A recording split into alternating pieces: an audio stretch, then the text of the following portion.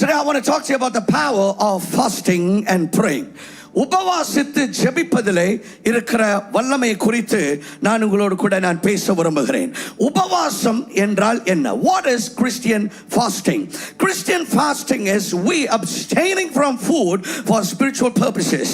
அதாவது ஆவிக்குரிய காரியங்களுக்காக, ஆவிக்குரிய காரணங்களுக்காக உணவை தவிர்ப்பதுதான் கிறிஸ்தவ உபவாசம் என்பது. வேதாகமத்திலே யாரெல்லாம் ஆண்டவருக்காக பெரிய காரியங்களை சாதித்திருந்தார்களோ, யாரெல்லாம் ஆவியிலே வல்லமை பெற்று கர்த்தருக்காக மகிமையான காரியங்களை செய்தார்களோ, அவர்கள் ஒவ்வொருவரும் இந்த ஆவிக்குரிய ஒழுங்காகிய உபவாசத்தை தங்களுடைய வாழ்விலே பின்பற்றி இருந்தார்கள்.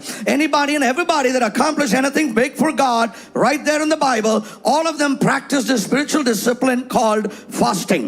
நீங்க உங்க வாழ்க்கையில ஆண்டு உங்களுக்கு என்று வைத்திருக்கிற சித்தத்தை நிறைவேற்ற வேண்டும் என்று சொன்னால், ஆவியிலே பலன் கொண்டவர்களாக இருக்க வேண்டும் என்று சொன்னால், உபவாசம் என்ற அந்த ஒழுங்கை உங்களுடைய வாழ்க்கையில நீங்கள் பின்பற்றுவது அவசியம். நிறைய பேர் எப்போ உபவாசம் இருப்பாங்கன்னா, ஏதாவது பிரச்சனை வந்துருச்சு, அவங்க வீட்டில் யாரோ ஒருத்தங்க ஐசியூல இருக்கிறாங்க, அப்பா காப்பாத்துங்க சாமி, அதுக்காக சாப்பாடு இல்லாம ஆண்டவன் முன்னால வந்து நிற்பாங்க. No, that is not the recommended thing. உங்க வாழ்க்கையில, உங்க ஆவிக்குரிய வாழ்க்கையில நீங்க வளரணும் அப்படின்னு சொன்னா, இந்த உபவாசம் அப்படிங்கிறது, இந்த ஃபாஸ்டிங் அப்படிங்கிறது ஒரு ரொட்டீனான, நீங்கள் கடைபிடிக்கிற, நீங்கள் தவறாது கடைபிடிக்கிற ஒரு ஒழுங்காக இருக்க வேண்டும். வாரத்தில் ஒரு நாள் உபவாசம் பண்ணலாம், இல்ல மாசத்துல ஒரு நாளாவது சாப்பாடு இல்லாம ஆண்டவருடைய சமூகத்தில் உட்கார்ந்து ஆண்டவரோடு நேரத்தை செலவழிக்கலாம். உபவாசம் என்பது உங்களுடைய வாழ்விலே இன்றியமையாத ஒரு காரியமாக இருக்கிறது. இயேசு கிறிஸ்து நம்ம எல்லாம் உபவாசம் பண்ணுவோன்னு சொல்லி அவர் நம்பி இருக்கிறார். அதனாலதான் இயேசுப்பா சொல்லும் பொழுது, நீங்கள் உபவாசிக்கும் போது, மத்தேயு 6:16 when you fast, அதாவது எப்பயாவது நீ உபவாசம் பண்ணினால் அப்படின்னு அவர் சொல்லல, நீ உபவாசிக்கும் போது அப்படின்னா நீ கண்டிப்பா உபவாசிப்ப அப்படின்னு சொல்லி ஆண்டவர் இயேசு கிறிஸ்து தன்னுடைய சிந்தையிலே அவர் நினைத்திருக்கிறார். இங்க பாருங்க, இயேசப்பாவே இந்த உலகத்தில் அவர் மனுஷனாக மாம்ச சரீரத்தில் வந்த பொழுது அவரே உபவாசம் பண்ணினார். ஏன்னா உபவாசம் என்பது மாம்சத்தை ஒடுக்குவதற்காக நம்ம பயன்படுத்துகிற ஒரு கருவி. கடவுளே மனுஷனா வந்த பொழுது, இயேசுவுக்கு சரீரம் இருந்த பொழுது இயேசு கிறிஸ்துவே உபவாசம் பண்ணினார். 40 நாட்கள் உபவாசம் பண்ணித்தான் தன்னுடைய ஊழியத்தை அவர் ஆரம்பித்தார். மோசே ஆண்டவருக்காக வல்லமையான காரியங்களை செய்த ஒரு தேவ ஊழியக்காரர். அவர் கடலை பிளந்தார், அவர் கற்பாறையிலிருந்து தண்ணீரை கொண்டு வந்தார், வல்லமையாக செயல்பட்ட ஒரு தேவ ஊழியக்காரன். அவர் உபவாசத்தை தன்னுடைய வாழ்விலே கடைபிடித்தார். எலியா ஒரு வல்லமையான ஒரு தீர்க்கதரிசி, அவர் உபவாசித்தார். அப்போஸ்தலனாகிய பவுல், ஆதி அப்போஸ்தலர்கள் அவர்கள் உபவாசித்திருந்தார்கள். ஆதி சபை அவர்கள் உபவாசித்து அடிக்கடி ஜெபித்தார்கள் என்று சொல்லி நாம் பார்க்கிறோம். நீங்களும் நானும் உபவாசத்தை நம்முடைய வாழ்விலே கையாளும் பொழுது, நம்முடைய வாழ்க்கையில நாம் கடைபிடிக்கும் பொழுது, நம்முடைய ஆவிக்குரிய வாழ்வு அது அனலாக இருக்கும். But before I talk about the power of fasting, உபவாசம் நம்முடைய வாழ்க்கையில என்னத்தை செய்கிறது என்பதை நான் உங்களோடு பேசுவதற்கு முன்பாக, உபவாசம் என்ன இல்லை, what fasting is not, we got to clarify what fasting is not. நிறைய பேர் உபவாசம்ங்கிறது அப்படியே குப்புற அடிச்சு ஆண்டவர்ட்ட உண்ணாவிரதம் இருப்பது என்று நினைக்கிறார்கள். நம்ம ஊர்ல அடிக்கடி உண்ணாவிரதம் இருப்பாங்க. எப்படியாக இதை செய்ய வேண்டும், இதை செய்ய வேண்டும், இதை செய்ய வேண்டும் அப்படிங்கிறதுக்கு ஒரு தர்ணா பண்றத உண்ணாவிரதம். இன்னைக்கு நிறைய பேர் உபவாசம் என்றால் உண்ணாவிரதம் என்று சொல்லி நினைத்துக் கொண்டிருக்கிறார்கள். உபவாசம் என்பது உண்ணாவிரதம் கிடையாது. நான் சாப்பிடாம இருந்தேன்னா ஆண்டவர் பார்த்து எப்படியாவது பரவாயில்ல இவனுக்கு இதை பண்ணி விட்டுறலாம் அப்படிங்கறக்காக இல்ல. இது இன்னும் கொஞ்சம் பேர் ஃபாஸ்டிங் அப்படின்னு சொல்லிட்டு காலையில சாப்பிடறது இல்ல, சாப்பிடாம இன்னைக்கு ஃபாஸ்டிங்ல இருக்கிறங்க அப்படின்னு சொல்லிட்டு டையை கட்டிட்டு பையை தூக்கிட்டு கையை வீசிட்டு வேலைக்கு போயிட்டு ஊரை சுத்திட்டு அதுக்கு வந்துட்டு அதுக்கு பேர் ஃபாஸ்டிங், அதுக்கு பேர் பட்டினி, அதற்கு பேர் ஃபாஸ்டிங் கிடையாது. உபவாசம் என்பது, you see, when you fast it helps you disconnect from the world. அதாவது உபவாசம் பண்ணும் பொழுது அது இந்த உலக காரியங்கள்ல இருந்து நீங்க டிஸ்கனெக்ட் பண்றதுக்கு உதவி செய்கிறது. You see, as much as the disconnection from the world around you is important, it is important that you connect with God. See, மாம்ச காரியம், உலக காரியம், அதிலிருந்து நான் தொடர்பை துண்டித்துக் கொள்ளுகிறேன் என்பது எவ்வளவு முக்கியமோ, தொடர்பை துண்டிக்கொள்வது மாத்திரம் முக்கியம் அல்ல, அப்புறம் ஆண்டவரோட அந்த கனெக்ஷனை உண்டு பண்ணணும். அது ரொம்ப முக்கியம். சாப்பிடாம இருக்கிறது உங்களை வந்துட்டு இந்த உலக காரியங்கள் வந்து டிஸ்கனெக்ட் பண்ணுது. ஆனா ஜெபம் பண்ணுவது தான் ஆண்டவரோட உங்களை கனெக்ட் பண்ணுது. அதனால உபவாசம் பண்ணும் பொழுது நாம் ஜெபிப்பது ரொம்ப அவசியம். You got to wait in the presence of God, take the Bible, spend time reading the word, you got to pray, you got to wait in his presence because it helps you connect with God and the power of God and the presence of God. Hallelujah. அப்போ உபவாசம் என்பது என்ன இல்லை. Number 1, உபவாசங்கிறது உங்களுடைய சரீரத்தை நீங்கள் தண்டித்துக் கொள்ளும் விதம் அல்ல. நிறைய பேர் ஆண்டவரே சோறு தண்ணி இல்லாமல் உட்காந்து நான் எப்படி என்னை பனிஷ் பண்ணிட்டு இருக்கிறேன் பாருங்க, நீங்க என்னை எப்படியாவது காப்பாத்துங்க. இல்ல, you don't punish your body by fasting because that is not the objective and that is not the intention in our fasting and praying. அதாவது உங்க சரீரத்தை நீங்க டார்ச்சர் பண்றதுக்காக அல்ல உபவாசம். எதுக்காக சரீரத்தை நீங்க டார்ச்சர் பண்ணணும்? உங்களுடைய சரீரம் தேவனுடைய ஆலயமாக இருக்கிறது என்று ஆண்டவர் சொல்லுகிறார். ஒருவன் என்னுடைய ஆலயத்தை கெடுத்தால் நான் அவனை கெடுப்பேன் அப்படின்னு சொல்லி ஆண்டவர் சொல்லுகிறார். அப்போ நம்முடைய சரீரம் ரொம்ப ரொம்ப முக்கியமான ஒண்ணு. அதை டார்ச்சர் பண்றதில்ல உபவாசத்தின் நோக்கம். சரீரத்தை ஒடுக்குவது அல்ல, சரீரத்தை அதாவது உபத்திரவப்படுத்துவதல்ல உபவாசத்தின் நோக்கம். மாம்சத்தை கட்டுக்குள்ளே கொண்டு வருவதுதான் உபவாசத்தின் நோக்கமாக இருக்கிறது. And fasting is not a dieting method. நிறைய பேர் ஏதோ டயட்டிங் மெத்தடாக ஃபாஸ்டிங்கை நினைக்கிறாங்க. அதுக்கு நீங்க காலையில எந்திரிச்சு ஒரு 5 கிலோமீட்டர் ஓடுங்க, அதுக்கப்புறம் சாப்பாடை கொஞ்சம் கம்மி பண்ணுங்க, ஒரு பக்கெட் பிரியாணியை முழுசா காலி பண்றதுக்கு பதிலாக கொஞ்சமா ரைஸ் எடுத்து சாப்பிடுங்க, ஜிம்முக்கு போங்க. இதெல்லாம் dieting method. Fasting is not your dieting method. இன்னும் கொஞ்சம் பேர், ரொம்ப அநேக கிறிஸ்தவர்கள், அதாவது ஒரு 90% people உபவாசத்தை எதற்காக பயன்படுத்துறாங்க அப்படின்னு சொன்னா, எப்படியாவது உபவாசம் பண்ணி ஆண்டவர் வலுக்கட்டாயப்படுத்தி இதை நம்ம செய்ய வச்சிரணும். See, fasting is not a mode that you turn on for you to force God to do what you want. நான் எனக்கு இது வேணும் ஆண்டவரே, இதை பண்றதுக்கு நான் உங்களை ஃபோர்ஸ் பண்றதுக்காக நான் உபவாசம் பண்றேன். இன்னும் கொஞ்சம் பேர் எப்படியாவது உபவாசம் பண்ணி ஆண்டவருடைய மைண்டை மாத்திடுவோம். ஆண்டவர் என்ன மைண்ட் என்ன, அவர் என்ன குழம்பி போயா கிடக்கிறாரு? உங்க மைண்டு தான் குழம்பி கிடக்குது. உபவாசம் பண்றது ஆண்டவர் மைண்டை மாத்துறதுக்கு அல்ல, உங்க மைண்டை மாத்துறதுக்கு. சீரியஸா, why do you want to change God's mind? ஆண்டவருடைய யோசனை, உன்னை குறித்த என் நினைவுகளை நான் அறிந்திருக்கிறேன் அப்படி ஆண்டவர் சொல்லுகிறார். அவை தீமைக்கு ஏதுவானவைகள் அல்ல, உன்னை ஆசீர்வதித்திற்கு ஏதுவானவைகள். For I know the thoughts that I have for you, these are thoughts to prosper you. இப்படிப்பட்ட மைண்டை ஏங்க மாத்துறீங்க? பக்கத்தில் பார்த்து கேளுங்க, இந்த மைண்டை ஏன் மாத்துறீங்க? அவர் மைண்டு நல்லா தான் இருக்கு. இன்னும் கொஞ்சம் பேர் உபவாசம் பண்ணி ஆண்டவருடைய சித்தத்தை வளைக்கலாம், நிமித்தலாம் அப்படின்னு பார்க்கறாங்க. ஆண்டவருடைய சித்தத்தை வளைக்காதீங்க, நீங்க வளைஞ்சிருவீங்க. It's dangerous to bend the will of God because the best thing that can happen in your life ever is the will of God. உங்க வாழ்க்கையில நடக்கக்கூடிய நல்ல காரியம்னு ஒண்ணு இருக்கு அப்படின்னு சொன்னா அது கர்த்தருடைய சித்தம் தான். ஒரு ஆமென் சொல்ல மாட்டேங்கிறாங்களே. Come on, somebody shout an amen. உங்க சித்தத்தை விட, உங்க லைஃபுக்குன்னு நீங்க வச்சிருக்கிற பிளானை விட, உங்க லைஃபுக்குன்னு நம்ம பரம தகப்பன் வச்சிருக்கிற பிளான் தான் ரொம்ப ரொம்ப அம்சமானது, ரொம்ப ரொம்ப அருமையானது. கையை தட்டுங்க. அந்த சித்தத்தை ஏன் உபவாசம் பண்ணி மாத்துறீங்க? உபவாசம் பண்ணி அந்த சித்தம் நிறைவேறணும்னு கேட்கணும். ஹல்லேலூயா. இல்லைங்க, யோனா நாட்கள்ல அந்த நினிவேல எல்லாரும் உபவாசம் பண்ணப்போ ஆண்டவர் மைண்ட் மாறிடுச்சு. இல்லைங்க, அன்னைக்கு அவங்க எல்லாம் உபவாசம் பண்ண பொழுது ஆண்டவருடைய சித்தம் நிறைவேறுச்சு. ஆண்டவருடைய சித்தம் மனுஷன் அழியறதில்ல, மனுஷன் காப்பாற்றப்படுவது. இந்த நினிவேக்காரங்க ரொம்ப துன்மார்க்கமா வாழ்ந்துட்டு இருந்தாங்க. அதனால ஆண்டவர் மிரட்டி அனுப்புகிறார். யோனாவை சொல்லி அவங்கள்ட்ட எல்லாம் போய் சொல்ல, அவங்கள நான் கொன்றுவேன் அப்படின்னு சொல்லி ஆண்டவர் அனுப்புகிறார். Are you with me? அவங்க மனம் திரும்பின பொழுது அங்க நிறைவேறினது ஆண்டவருடைய சித்தம். ஏன்னா ஒரு மனுஷனும் அழிந்து போகாமல் இருப்பதுதான் ஆண்டவருடைய சித்தம். கடைசியில் எல்லாரையும் கொல்றதா கர்த்தருடைய சித்தம்? இப்படியாவது அவன் மனசு மாறுவான். ஆண்டவர் தீர்க்க தரிசனமான வார்த்தை நிறைவேற்றுகிறார். இன்ஃபேக்ட் அவங்களாம் மனசு மாறினப்போ யோனா சங்கடப்பட்டார். நான் சொன்னது நிறைவேறலையே, என்னையெல்லாம் எப்படி அசிங்கமாக ஃபேஸ்புக்கு யூடியூப்லாம் இவர் ப்ராஃபஸி சொன்னார் நடக்கலை, நான் அசிங்கமாக காரி துப்புவானே அப்படின்னு சொல்லி அவர் ஃபீல் பண்ணார். அவரோட ரெப்புடேஷன் பற்றி. ஆண்டவருடைய ரெப்புடேஷன் உங்களை அழிக்கிறதில்ல, உங்களை காப்பாற்றுறதா இருக்கு. அதனால் ஆண்டவர் சந்தோஷப்பட்டார், அவங்களாம் மனசு மாறினாங்கன்னு. So fasting is not to change the mind of God. Fasting is to enforce the will of God. Can I hear an amen? Hallelujah.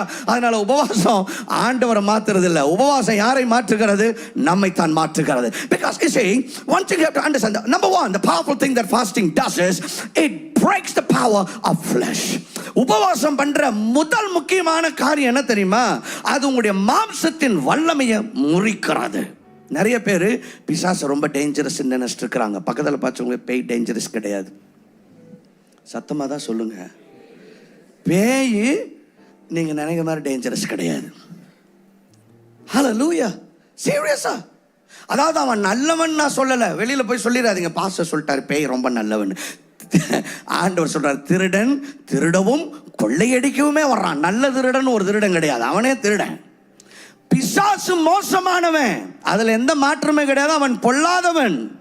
ஆனா நீங்க நினைக்கிற மாதிரி அவன் டேஞ்சரஸான ஆள் கிடையாது. அவனை விட டேஞ்சரஸான ஆள் ஒன்று இருக்கு.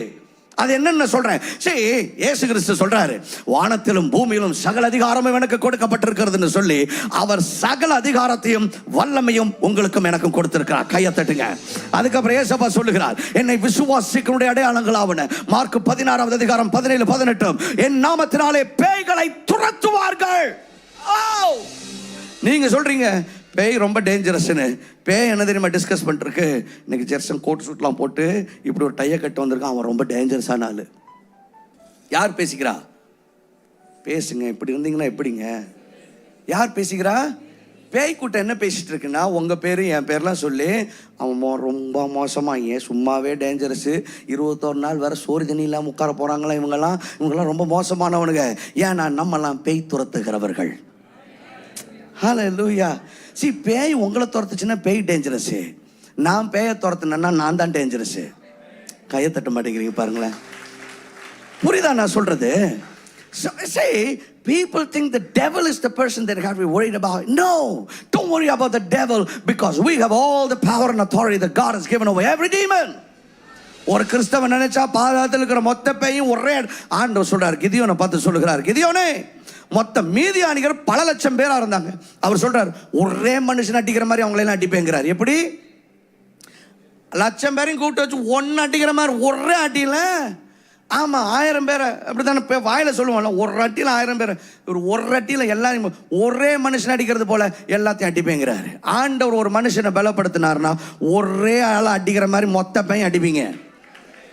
லேகியோன் பல 1000 பேர் இருந்துச்சு, வெளியே வா, ஒரே கால், எல்லா பேயும் வெளியே வந்துச்சு, ஓடிப்போ, எல்லா பேயும் ஓடி போச்சு. இதுதான் ஒரு கிறிஸ்தவனுக்குள்ள இருக்கிற ஒரு அதிகாரம். ஹல்லேலூயா. கையை தட்ட மாட்டேங்கிறீங்களா? Thank you Jesus Christ. That is the power of a Christian. Let me tell you what's more dangerous than the devil. பேயை விட ரொம்ப டேஞ்சரஸ் ஆனது என்ன தெரியுமா? உங்க மாம்சம். என்னது? யாரு? நீங்க நினைச்சிருக்கிறீங்க பேய் தான் உங்களை ஜெபம் பண்ணல. ஆமா, பேய் தான் பேய் இல்லைங்க. பிசாசு உங்களோட பார்ட்னர்ஷிப் இல்லாம உங்க வாழ்க்கையில ஒன்னையும் நடத்த முடியாது. இல்லைங்க, ரொம்ப மோசமான பேய்ங்க. ஏவாளை பழம் தின்ன வைக்க பேயுங்க. ஏவாளை பழத்தை பேய் சாப்பிடத்தான் சொல்லுச்சு. சாப்பிட்டது யாரு? ஐயோ, அந்த ஏவாளம்மா முட்டியில எங்க வாயை புடுங்கி சார் பழத்தை உள்ள துணிச்சு விட்டுருச்சு சார். இல்லை சார், அந்த பேய் வந்து சொல்லிச்சு, சாப்பிட்டேன்னா நல்லா இருப்பேன், அவர் மாதிரியே இருப்பேன்ச்சு. உடனே இந்த அம்மா தான் எடுத்து முழுங்குனாங்க. அழிவத்துமே. ஸோ பேயும் இந்த அம்மாவும் பார்ட்னர்ஷிப் பண்ணப்போ பாவம் பிறந்துச்சு. எப்பயுமே தெரிஞ்சுக்கோங்க, நிறைய நேரத்தில் பிசாசு போடுற பிளான், அந்த ப்ராஜெக்டில் கோஆப்ரேட் பண்ணுறது உங்கள் மாம்சம் தான். அழிவத்துமே. So the dangerous thing is your flush.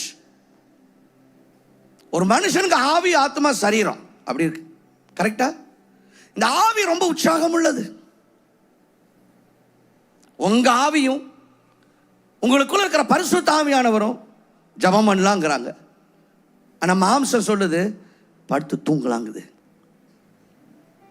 ஆவி சொல்லுது வா ஃபாஸ்டிங் வந்துருச்சு, நம்ம நல்லா. மாம்சம் இதுக்கு எதுக்கு மேலே இங்கே உட்காரு, உபவாசமா? அது இன்னைக்கு ஒரு பக்கெட் பிரியாணியை சாப்பிட்றோம். என் ஃப்ரெண்டு சொல்லியிருக்கான், இந்த இடத்துல பிரியாணி சூப்பராக போடுறான்னா மட்டன் பிரியாணி இன்னைக்கு சாப்பிட்டு நாளையிலேருந்து ஸ்டார்ட் பண்ணுவோம். நாளைக்கு ஸ்டார்ட் பண்ணுவோம் உபவாசத்துன்னு சொன்னாலும் உபவாசம் ஸ்டார்ட் பண்ணதா சரித்திரம் இல்லை. ஏன்னா இன்னைக்கு பக்கெட் பிரியாணி, நாளைக்கு எவனோ ஒருத்தன் மோமோஸ் ஒரு இடத்துல நல்லா போடுறாங்கன்னு சொல்லுவான். அப்புறம் நாளான்னைக்கு இன்னொருத்தன் இங்கே ஒரு சவர்மா நல்லா இருக்குமா. ஆவி உற்சாகம் உள்ளது. ஆவி சொல்லுது ப்ரேயர் பண்ணலான்னு, மாம்சம் சொல்லு படுத்து தூங்க. ஆவி உபவாசம் பண்ணலாங்குது, மாம்சம் சொல்லுது இல்லை இல்லை இல்லை இல்லை. அதனால தான் பைபிள் சொல்லுது கலாத்தியர் 5:17 ஆவி மாம்சத்துக்கு விரோதமாகவும் மாம்சம் ஆவிக்கு விரோதமாகவும் இச்சிக்கிறதா. அதாவது ஆவி என்னெல்லாம் சொல்லுதோ, உங்க ஆவி மறுபடியும் பிறந்த ஆவி, அது கர்த்தருக்கு அடுத்த காரியங்களுக்கு தான் விரும்பும். பரிசுத்த ஆவியானவர் அவர் கர்த்தருக்கு அடுத்த காரியங்களை தான் உங்களை செய்ய சொல்றார். ஆனா இந்த மாம்சம் என்ன பண்ணுதுன்னா அதை பண்ணாதேங்குது. ஆவி மண்டிப்போங்குது, மாம்சம் சொல்லுது அவனை தண்டிப்போம், 4 வார்த்தை நல்லா அவனை சாகிற மாதிரி கேட்போம் என்று மாம்சம் சொல்லுகிறது. மாம்சம் இச்சிக்க சொல்லுகிறது. மாம்சம் பல காரியங்கள். ஒரு மனுஷனை தாறுமாறாக்குவது மாம்சம் தான். பேயை விட டேஞ்சரஸ் ஆனது உங்க மாம்சம். ஆனா இந்த மாம்சத்தை கண்ட்ரோல் பண்றதுக்கு ஒரே ஒரு வழி, ஒரு பெரிய கருவி ஆண்டவர் கொடுத்திருக்கிறார்னா அது என்னன்னா, சொல்லிட்டீங்க, கரெக்டா தான் சொல்றீங்க, உபவாசம். ப்ராப்ளம் என்னன்னா நிறைய நேரத்தில் ஏன் நம்ம விரும்புறதை பண்ணாம விரும்பாததை பண்றோம் அப்படின்னு சொன்னா, உங்க ஆவியை விட மாம்சம் ஸ்ட்ராங்கா இருக்கு. ஆவிக்கு சோறே போடல, ஞாயிற்றுக்கிழமை வந்து ஒரு 1/2 மணி நேரம் செய்தியை கேட்கறது, அந்த 1/2 மணி நேரத்துல 20 நிமிஷம் கண்ணு முழிச்சிருந்தாலும் உங்க ஆவி ஏற்கனவே உங்க சிந்தையெல்லாம் போய் வீட்டில் அந்த ஃப்ரையை போட்டுட்டு இருக்கு. சமைக்காம வந்தவங்க இங்கிருந்தே சமைச்சிட்டு இருக்கிறாங்க. சமைச்சிட்டு இருந்து வந்தவங்கலாம் இவர் எப்ப முடிப்பாரோ எப்ப முடிப்பாரோ எப்ப முடிப்பாரோ அப்படின்ற பிரார்த்தனை இறைவனை நோக்கி, சீக்கிரமாக முடிக்கட்டும் ஐயா. இப்படி ஆவி பாவம். அது ஃபாஸ்டிங்ல, ஆவி ஃபாஸ்டிங்ல இருக்கு. ஃபாஸ்டிங் ஆவிக்கு கிடையாது, ஃபாஸ்டிங் உங்க மாம்சத்துக்கு. என்னது? ஏன்னா ஆவி ஏற்கனவே ஃபாஸ்டிங்ல தான் இருந்துச்சு. என்னைக்கு கடைசியா பைபிள் சோறு எப்போ போட்டீங்க, வசனத்தை எப்போ படிச்சீங்க? படிச்சு ரொம்ப நாள் ஆச்சு பாஸ்டர். பைபிளே எங்கேன்னு தெரியல, நீங்க காலையில தேடி பார்த்தேன் காணோம். சரி, பைபிள் தான் மொபைல்லையே இருக்கேன். மொபைல்ல நல்லா பைபிள் படிச்சீங்க நீங்க. அப்பதான் எடுத்து மத்தேயு அப்படின்னு வந்தா வாட்ஸ்அப்ல 10 நோட்டிபிகேஷன் வருது. மொபைல்ல பைபிள் படிக்கிறது கர்த்தர் உங்களை விடுவிப்பாராக. Seriously சொல்றேன், it's okay, but that should not be the primary way you connect with God. Are you with me? There's a lot of distraction out there. இப்போ எப்படி நம்ம மாம்சம் ரொம்ப வீக்கா இருக்கு, உங்க ஆவி ரொம்ப வீக்கா இருக்கு, மாம்சம் ரொம்ப ஸ்ட்ராங்கா இருக்கு. ஆனா உபவாசம் பண்ணும் பொழுது என்ன நடக்குது அப்படின்னு சொன்னா, மாம்சத்தை இப்போ பட்டினி போடுறோம், அதை அமைதியாக்குறோம். ஏன்னா ஆக்ரோஷமா இருக்கு அப்படின்னு சொல்லி இச்சைக்கு, கோபத்துக்கு, தூங்குறதுக்கு, சாப்பிட்றதுக்கு, இதுக்கெல்லாம் அது வன்மத்தோட இருந்துட்டு இருக்கு. ஆவியில பிரேயர் பண்ணலாமா அப்படின்னா மாம்சம் ஒரு குத்து அப்படிங்குது. பாவம், ஆவி பயந்து கிடக்குது. ஆனா இந்த நாட்கள்ல நம்முடைய ஆவியை ஃபீட் பண்ண போறோம், மாம்சத்தை கொஞ்சம் வீக்காக்க போறோம். நம்முடைய மாம்சத்தை கட்டுப்படுத்துவதற்காக கொடுக்கப்பட்டிருக்கிற ஒரு பெரிய கருவிதான் உபவாசம் என்பது. அதனாலதான் ஆவியில பெரிய ஜாம்பவான்களாக இருக்கிறவர்கள் இந்த உபவாசம் என்கிற அந்த ஒழுங்கை தங்களுடைய வாழ்க்கையில அவர்கள் பயன்படுத்துகிறார்கள். ஆவி சைலண்டா இருக்கு, மாம்சம் ரொம்ப லவுடா இருக்கு. நிறைய நேரத்தில் உபவாசம் பண்ணும் பொழுது ஆண்டவர் கிளியரா பேசுறதை கேட்க முடியும். பார்த்துருக்கிறீங்களா? ஃபாஸ்டிங்ல இருந்த நாட்கள்ல தரிசனங்கள் வந்தது, நல்ல ஆண்டவர் சொப்பனங்கள் ஆண்டவர் பேசினாரு. ஓ மாஸ்டர், உபவாசம் இருந்தப்போ ஆண்டவர் என்னோட பேசினார். ஆண்டவர் என்ன உபவாசம் இருக்கும்போது மட்டுமா பேசுறாரு? உங்கள் பையன், டேடி பேசுங்க டேடி, ஒரு 5 நாள் சாப்பிடாம இருந்தேன், நான் திங்கக்கிழமை வெள்ளிக்கிழமை சாப்பிடாத, சனிக்கிழமை பேசுகிறேன் அப்படின்னு யாரும் சொல்லியிருக்கிறீங்களா? இல்லைங்க. ஒரு அப்பாவுக்கு தன்னுடைய பிள்ளைகளோட பேசுறது தான் ஒரு பெரிய சந்தோஷம். இப்படி ஆண்டவர் உங்களோட டெய்லி பேசிட்டு தான் இருக்கிறாரு. ஆனா ஏன் உபவாசம் பண்ணும்போது தெளிவா கேட்க தெரியுமா? ஏன்னா உங்க மாம்சம் அவ்வளவு லவுடா இறைச்சலாக இருக்கு. Your flesh is noisy that you're not able to hear the voice of the Lord in your spirit. ஆண்டவர் கத்தி பேச மாட்டார். பக்கத்துல பார்த்து சொல்லுங்க, ஆண்டவர் கத்தி பேச மாட்டார். எதுக்கு கத்தி பேசுவார்? இப்போ 2 பேர் நடந்து போயிட்டு இருக்கிறீங்க. எப்படி நல்லா இருக்கியா, வீட்டுல சௌக்கியமா, ஓகே, எப்படி காலைல சாப்பிட்டீங்களா அப்படின்னா என்ன அர்த்தம்? ஒருத்தர் கூட பக்கத்திலே நடந்து போறாரு. அவர் பார்க்கும்போது வீட்டுல எல்லாம் நல்லா இருக்கிறாங்களா, அப்படியா, நான் சாப்பிட்டேன் அப்படின்னா என்ன? 2ல் யாரும் 1க்கு காது அவுட்டுன்னு அர்த்தம். அப்படிதானே? ஆண்டவர் கத்தி பேச மாட்டார். ஏன்னா அவர் எனக்குள்ள இருக்கிறார், என்னை சுற்றி இருக்கிறார். என்கிட்ட பேசும்போது நார்மலா பக்கத்தில் இருக்க ஒரு ஆள்கிட்ட எப்படி பேசுவோம் அப்படி அவர் எனக்குள்ளேயே தான் இருக்கிறாரு ஆவியானவர். அவர்கிட்ட பேசும்போது ஜென்டலா, ஹே ஜெர்சன், இன்னைக்கு 4 சர்வீஸ் பேசணும், ரெடியா இருக்கிறியா, எப்படி இருக்கா, ஆர் யூ ஃபீலிங் ஃப்ரெஷ், நேற்று வேற ட்ராவல் பண்ணிட்டு வந்த, இப்படி தான் ஆண்டவர் பேசுவார். கத்தி பேச மாட்டார். ஆனால் அவர் ஜென்டலாக பேசுறது நிறைய நேரத்தில் கேட்க மாட்டேங்குது. ஏன் அப்படின்னா அவர் ஆவியில் பேசுகிறாரு, ஆனால் நம்ம மாம்சம் எப்படி இருக்கு, ரொம்ப லவுடாக இருக்கு. நாளைக்கு பில் பே பண்ணும், 5ஆம் தேதி ஆச்சு இன்ஸ்டால்மெண்ட் கட்டணும், அவன் உன்னை பற்றி இப்படி பேசிட்டான், இப்படி மாம்சம் கத்தி கூச்சல் போட்டுட்டு இருக்கிறனால ஆண்டவர் ஜென்டிலா பேசுறது கேட்க மாட்டேங்குது. அதனால இப்போ இந்த மாம்சத்தை கொஞ்சம் என்ன பண்ணணும், அப்படியே சைலன்ஸ் பண்ணும். அதுக்கு ஒரே வழி என்ன தெரியுமா? கேளுங்க என்னன்னு. சோறு போடாமல் உட்காந்தால சைலண்ட் ஆயிடுது பவியமா, இப்போ ஆவி ஸ்ட்ராங் ஆயிடுது. அதனால தான் உபவாசம் பண்ற நாட்கள்ல ஆண்டவரை ரொம்ப தெளிவாக கேட்க முடியுது. எலியான்னு ஒரு தீர்க்கதரிசி இருந்தார். ஒரு நாள் எசபேல்ங்கிற ஒரு பொல்லாத லேடி, அந்த ஊர் ராஜா ஆகாப் அவனுடைய மனைவி, அந்த எசபேல் மிரட்டி அனுப்புகிறா, நாளைக்கு நேரம் அவனோட டெட் பாடி தான் இருக்கும். இன்னும் இதை கேட்டது பயந்துட்டார். பெரிய தீர்க்கதரிசிங்க, அதுக்கு முன்னால தான் போய் 400க்கும் மேற்பட்ட பல பாகாலின் தீர்க்கதரிசிகளை கொன்னு கூச்சார் ஒரே ஆளா. அதை கேட்டுட்டு இந்த எசபேல் நாளைக்கு நான் உன்னை கொல்றனாலையா பார் மிரட்டி அனுப்புனதும் இவர் என்ன பண்ணிட்டாரு, அவங்களுக்கு பண்ணதை உனக்கும் பண்ணுவேன் அப்படின்னு சொன்னதும் பயந்துட்டு ஆண்டவருக்கு ஒரு ப்ரேயர் ரெக்வெஸ்ட் அனுப்புறார், என்னை கொல்லும் ஐயா. என்னது, என்ன நீங்களே ஆண்டவரே, அந்த லேடி வந்து என்னை கொல்லுவேன்னு சொல்றா, அதுக்கு முன்னால நீங்களே வந்து கொண்டிருக்க, ஏன்னா நான் கொண்டேன்னா சூசைட் ஆயிரும். அதனால ஒரு ப்ரேயர் ரெக்வெஸ்ட் ஆண்டவர்கிட்ட ஃபர்ஸ்ட் டைம் அப்படி ப்ரேயர் ரெக்வெஸ்ட் வருது. கொலை ரெக்வெஸ்ட், கொலை மிரட்டல் வருது வேற, ஆனால் கொலை பண்ணுறதுக்கு ரிக்வஸ்ட் வருது, வந்து என்னை கொண்டு போயிருங்க அப்படின்னு. யாரும் பார்த்தா எலியா உட்காந்துருக்கிறார்.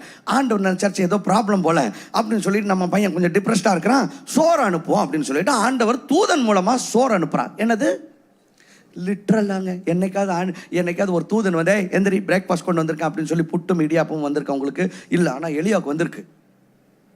எந்திரிச்சு சாப்பிட்றாரு, சாப்பிட்டு திரும்பி சொல்றாரு நான் சாகணும் அப்படிங்கிறார். ஓ, உடனே ஆண்டவர்ல திரும்பியும் என்னடா இது சாப்பாடு அனுப்புனா ரெடி ஆவான்னு பார்த்தா, நிறைய ப்ராப்ளம் சாப்பாட்டிலே ரெடி பண்ண முடியும். நீங்கள் ட்ரை பண்ணியிருக்காங்க தெரியல. ஆஃபீஸில் எவனா ரொம்ப ப்ராப்ளம் பண்ணிகிட்டே இருந்தானா, நீங்கள் சண்டை போட்டு அதெல்லாம் பண்ணுறதுக்குனால ஃபர்ஸ்ட் ஒரு லஞ்சு கூட்டிகிட்டு போங்க, நல்ல பிரியாணி ஒரு சிக்கன் 65 கொடுத்து பாருங்க, அதில் ஒர்க் அவுட் ஆகலைன்னா மீது என்னமோ பண்ணுவானுங்க. ஏன்னா மோஸ்ட்லி நிறைய ப்ராப்ளம் இது வந்துட்டு இந்த சாப்பாட்டில் ரெடி பண்ண முடியும். அதனால சரி உனக்கு சாப்பாடு அனுப்பலான்னு சாப்பிட்டா, இவர் சாப்பிட்டு திரும்பியும் நான் சாகணுங்கிறார். உடனே ஆண்டவர் பார்த்தார், ஒருவேளை அந்த ப்ரிப்பரேஷன் பிடிக்கல போல, சரி நம்ம இன்னொரு தடவை ஃப்ரெஷ்ஷாக அவனுக்கு பிடிச்ச டேஸ்ட் அனுப்பணும். திரும்பியும் 2வது தடவை சாப்பாடு வருது, திரும்பியும் தூதன் கொண்டு வந்து கொடுத்ததை இவர் சாப்பிட்டு திரும்பியும் என் மைண்டெல்லாம் சேஞ்ச் ஆகலை, நான் சாகணும், very strong, I am very final பண்ணிட்டேன் சார், சாகலான்னு முடிவு பண்ணியாச்சு, ப்ளீஸ் என்னை கொண்டுருங்க, நீங்கள் டேட் ஃபிக்ஸ் பண்ணி நீங்களே வந்து கொண்டுட்டு போயிருங்க அப்படின்னு சொல்லி திரும்பி ஆண்டவர் பார்த்தாரு. இது சோறு போட்டு சரியாகலைன்னா பட்னி போட்டு தான் ரெடி பண்ண முடியும். என்னது, ஆமாம், சோறு போட்டு ரெடி ஆகாது, பட்னி போட்டு தான் ரெடி ஆக முடியும். அதனால் ஆண்டவர் என்ன பண்ணுறாரு, ஃபைனலாக ஒரு கேக் கொடுக்குறாரு. ஒரு கேக் கொடுத்து சாப்பிட வச்சுட்டு இப்போ எந்திரி அப்படிங்கிறார். எந்திரி நட்டா ஓடு, 40 நாள் ராத்திரி போகலாம், நான் ஒரு மலையை காட்டுறேன், அங்கே ஒரு குகை இருக்கும், ஓடு, அங்கே போ, அங்கே வச்சு தான் உன்ட்ட பேச முடியும், ஓடுங்கிறார். ஏன்னா இப்போ நான் பேசினா என்ன பண்ணாது, நான் சாகணும்னு தான் சொல்லிட்டு இருப்பேன். ஏன் மாம்சம் ரொம்ப லவுடாக இருக்கு, புரியுதா நான் சொல்கிறது? நான் இப்போ என்ன சொன்னாலும் உனக்கு புரியாது, நான் என்ன சொன்னாலும் உனக்கு கேட்காது. அதனால் ஒரு 40 நாள் சோறு தண்ணி இல்லாமல் ஓடுங்கிறார். இவர் சாப்பிடாம ராத்திரி பகலாம் 40 நாள் ஓடுறார். ஓடி மலை மேலே ஏறி வர்றார். அந்த குகை பக்கம் நிற்கிறாரு. ஒரு பெரிய இடி முழக்கம் வருது, கர்த்தர் இல்லை அதில். அதுக்கப்புறம் பூகம்பம் வருது, பெரிய காற்று வீசுது, ஒன்றுலையும் கர்த்தர் இல்லை. எல்லாம் அதிரடியாக நடந்தது, ஒன்றுலையும் கர்த்தர் இல்லை. அதுக்கப்புறம் ஒரு மெல்லிய சத்தம். எல்லாரும் சொல்லுங்க, என்னது? A still small voice. உடனே ஆண்டவர் வந்து சொல்றாரு, இல்லையா அப்படி நேராக போனேன்னா அந்த பக்கமாக லெஃப்ட் எடுத்து ரைட் எடுத்து அந்த குருச்சந்தில் அப்படி திரும்பி அந்த சைடு போனேன்னா அங்கே எலிசான்னு ஒருத்தர் இருப்பான். அவன் மேலே உன் சால்வையை போட்டு அவனை அபிஷேகம் பண்ணு அப்படிங்கிறாரு. ஓகே சார் அப்படின்னு சொல்லிட்டு இவ்வளோ நேரம் சாகணும்னு சொன்னவர் ஆண்டவர் இவர் கேட்டது என்னது? இவரோட ப்ரேயர் ரிக்வெஸ்ட் என்ன? சாகணும். சில சமயம் ஆண்டவர் உங்கள் ப்ரேயர் ரிக்வெஸ்ட்டை ஆன்சரே பண்ண மாட்டார். ஏன்னா ஆன்சர் பண்ணால் காலியாக இருப்பீங்க. என்னது? ஆமாம், ஆன்சர் பண்ணியிருந்தா நீங்கள் உங்களுக்கு தெரிஞ்ச பெஸ்ட் ப்ரேயர் ரிக்வெஸ்ட் அதுதான். ஆண்டவரே, under the given circumstances this the best solution, please do this. என் வீட்டுக்காரருக்கு இதை செய்யும் ஐயா, என் மனைவி. ஆண்டவர் என்னுடைய மகன். ஆண்டவரில் ரொம்ப நல்லவர். ஆண்டவர் உங்களை விட நல்லவர். நீங்கள் நம்புறீங்களோ நம்பலையோ, உங்களை விட ஆண்டவர் ரொம்ப நல்லவர். உங்கள் ப்ரேயர் ரிக்வெஸ்ட் விட அவர் ரொம்ப நல்லவர். ஆண்டவர் வந்தார். இவர் கேட்ட ப்ரேயர் ரிக்வெஸ்ட் என்ன? சாகணும். 40 நாள் உபவாசம் பண்ணி வச்சதுக்கப்புறம் வந்து ஏதாவது அதை பற்றி பேசணும் தானே. என்ன ஆடாச்சு, ஏன் இப்படி பேசிட்டு இருக்க, ஏன் ஒன்றும் சொல்லலை. வந்தார். வந்து காதில் ஒரு அமைதலான மெல்லிய சத்தம், எலியா. அப்படியே நேராக போனேன்னா எலிசான்னு ஒரு பையனை பார்ப்பேன். அவன் மேலே உன் சால்வையை போட்டு அவனை அனாயின் பண்ணிடு. ஓகேயா? ஓகே சார் அப்படின்ட்டார். அதுக்கப்புறம் அந்த சாப்டரை க்ளோஸ். சந்தோஷமாக ஊழியம் செய்தார். அவர் ஊழியத்தின் மூலமாக இன்னொரு தீர்க்கதரிசி எழும்பினார். இப்போ பாருங்க, ஆண்டவர் அதுக்கு முன்னாடி அதை பேசியிருப்பாரு, கேட்க முடியல. ஆனால் 40 நாள் ஃபாஸ்ட் பண்ணதுக்கப்புறம் அந்த மெல்லிய சத்தம் இருக்குல்ல, மாம்சம் சைலண்ட் ஆனால் தான் கேட்கும். உபவாசம் பண்ணுற ஒரு முக்கியமான காரியம் என்னன்னா, உங்கள் மாம்சத்தை கட்டுப்படுத்தி உங்களுடைய ஆவியை ஆம்பிளிஃபை பண்ணுது. ஆமென். நிறைய நேரத்தில் உங்கள் அனாயிண்டிங் மேனிஃபெஸ்ட் ஆகாமல் இருக்கிறதுக்கு காரணமே உங்கள் மாம்சம்தான். நான் சொல்கிறது புரியுதா? நமக்குள்ள பயங்கரமான அனாயிண்டிங் ஆண்டவர் போட்டிருக்கிறாரு. ஆனால் உங்கள் அபிஷேகம் வெளிப்படாமல் இருக்கிறதுக்கு காரணமே உங்கள் மாம்சம்தான். கிதியோனை ஆண்டவர் மீதியானியரை முறியடிக்க அனுப்புகிறார். பைபிளில் புரியாதவங்க விட்டுருங்க, புரிஞ்சவங்களுக்காக பேசிட்டுருக்கேன். இந்த ஒரு சின்ன பெட்டு மட்டும் புரியல விட்டுருங்க. இப்போ கிதியோன்கிற ஒருத்தரை வந்துட்டு மீதியானியர்கிற ஒரு பொல்லாத மனுஷரை முறியடிக்கிற ஆண்டவர் அனுப்புகிறார். அதுக்கு ஆண்டவர் கொடுத்த ஆயுதம் என்னன்னா, எல்லாரும் மண் சட்டி நம்ம மீன் குழம்பு தானே வைப்போம். ஆனால் ஆண்டவர் மண் சட்டிக்குள்ள நல்ல வெளிச்சத்தை வச்சு தீப்பந்தத்தை வச்சு கொண்டு போய் அந்த எதிரிகளை எல்லாம் பார்க்கும்போது கீழே போட்டு உடச்சிருங்கிறார். இப்போ மண் சட்டிக்குள்ள உள்ள லைட் வச்சதுக்கப்புறம் மண் சட்டியை உடச்சிட்டா என்ன தெரியும்? லைட்டு தான் தெரியும். அப்படிதானே? அந்த லைட்டை பார்த்து மீதியானியர்கள் ஓடிட்டாங்க. இங்க பாருங்க, உங்க சத்துருக்களை முறியடிக்கிறதுக்கு ஆண்டவர் உங்கள்கிட்ட கொடுத்துருக்கிற பெரிய ஆயுதமே உங்களுக்குள்ள வச்சிருக்கிற கர்த்தருடைய வெளிச்சம் தான். அதனாலதான் ஏசப்பா சொன்னார், நீங்கள் இந்த உலகத்திற்கு வெளிச்சம். You are the light. உங்களுடைய வெளிச்சம் தான் அந்தகாரத்தை விரட்டி அடிக்க போகிறது. உள்ள வெளிச்சம் இருக்கு, ஆனா அது வெளியே வராம இருக்கிறதுக்கு காரணம் என்ன தெரியுமா? வெளியில் இருக்கிற அந்த மாம்சமாகிய மண் சட்டி தான். அது உடஞ்சா லைட் வரும், லைட் வந்தா வெயிட் வரும். ஆமென். பக்கத்தில் பார்த்து சொல்லுங்க, அனாயிண்டிங்லாம் உள்ளே இருக்கு பிரதர், ஆனால் அது வெளியே வர முடியாதபடி மாம்சம் பயங்கர ஸ்ட்ராங்காக ஸ்டிஃபாக அதை தடை பண்ணிட்டு இருக்கு. அதை உடைக்கணும். உபவாசம் உங்களுடைய மாம்சத்தை கட்டுப்படுத்தி கர்த்தருடைய சத்தத்தை கேட்க, உங்களுக்கு இருக்கிற அபிஷேகத்தை வெளிப்படுத்த அது உதவி செய்கிறது. Fasting breaks the power of the flesh. கையை தட்டி ஆண்டவரை மகிமைப்படுத்துவோம். நம்பர் 2, இப்போ மாம்சம் கட்டுப்படுத்தப்பட்டு உடைக்கப்படும் பொழுது என்ன நடக்கிறது? The fasting, it now prepares you for spiritual encounters. ஆண்டவர் நமக்குன்னு பெரிய பெரிய வல்லமையான மகிமையின் அனுபவங்களை வச்சிருக்கிறார். இந்த மாம்சம் தான் அதெல்லாம் நம்ம அனுபவிக்க கூடாதபடிக்கு தடை பண்ணுகிறது. ஆனால் உபவாசத்தில் இருக்கும் பொழுது அந்த மகிமையின் அனுபவங்களை நீங்கள் அனுபவிப்பீர்கள். You can have God encounters. You can have angelic encounters. தெய்வீக சந்திப்புகள் உண்டாகும். தேவ தூதர்களுடைய சந்திப்புகள் உண்டாகும் நீங்கள் உபவாசத்தில் இருக்கும் பொழுது. தானியேல் 21 நாள் உபவாசம் இருந்தா. 21வது நாள் யாரோ ஒருத்தங்க தட்டுறாங்க. பார்த்து அவர் சொல்றாரு, he could not contain the power. யாருன்னு பார்த்த ஒரு தேவ தூதன் வந்து சொல்றாரு, பயப்படாத தானியேல், உபவாசத்தில் இருக்கும் பொழுது தெய்வீக சந்திப்புகள் உண்டாகும், தேவ தூதர்கள் சந்திப்பு உண்டாகும், அசாதாரணமான அனுபவங்கள் உண்டாகும். மோசே பைபிளில் ஒரு வல்லமையான ஒரு தேவனுடைய மனுஷன். அவர் மலை மேலே, சீனாய் மலை மேலே ஏறி 40 நாள் உபவாசம் பண்ணுறார். உபவாசம் பண்ணும் பொழுது என்ன தெரியுமா நடந்துச்சு? அவர் சொல்றார், ஆண்டவர் தன்னுடைய கைகளால் எழுதிய கற்பலகைகளை அவர் கையில் கொடுத்திருக்கிறார். அந்த 10 கற்பனை இருக்குல்ல, ஆண்டவர் கற்பலகைகள் எழுதி அதை வந்துட்டு மோசையோட கையில் ஆண்டவர் கொடுத்திருக்கிறார். God wrote the tablets and gave it in Moses' hands. இங்க பாருங்க, இது கேட்கறதுக்கு சிம்பிளா இருக்கு. Let me help you understand what it is. See, he had something physical descend from the spirit realm and land in his physical hands.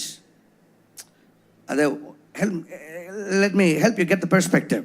இப்போ நீங்க ஒரு laptop வேணும்னு ப்ரேயர் பண்றீங்க. அப்பா ஒரு லேப்டாப் வேண்டும், ஒரு லேப்டாப் வேண்டும் ஆண்டவரே, என்னுடைய வேலைக்காக ஒரு லேப்டாப்பை தந்தருளும் ஆண்டவரே அப்படின்னு தான் ஆண்டவர் ஒரு மிரக்கல் பண்றாரு. உடனே உங்க அப்பா வாங்கிட்டு வந்து லேப்டாப் உங்க கையில கொடுத்துட்டார்.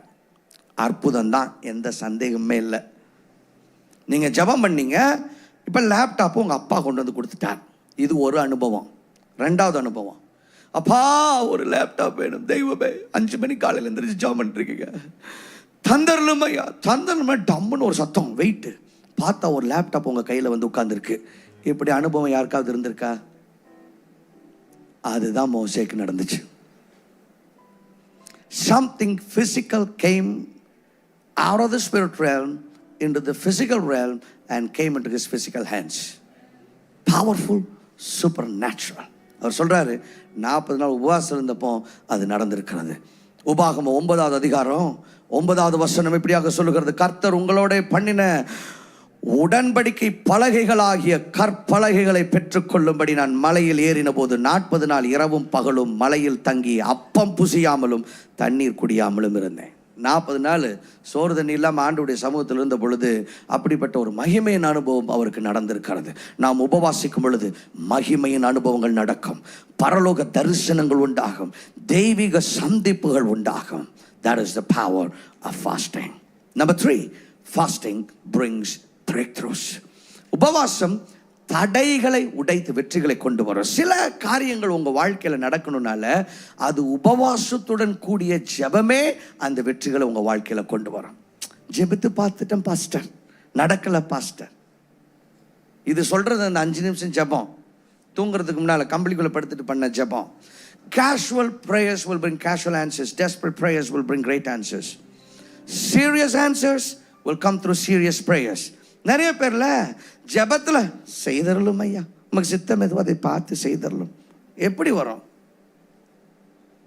கேட்கணுங்க, கதறணும். There is a desperation that is attached to fasting.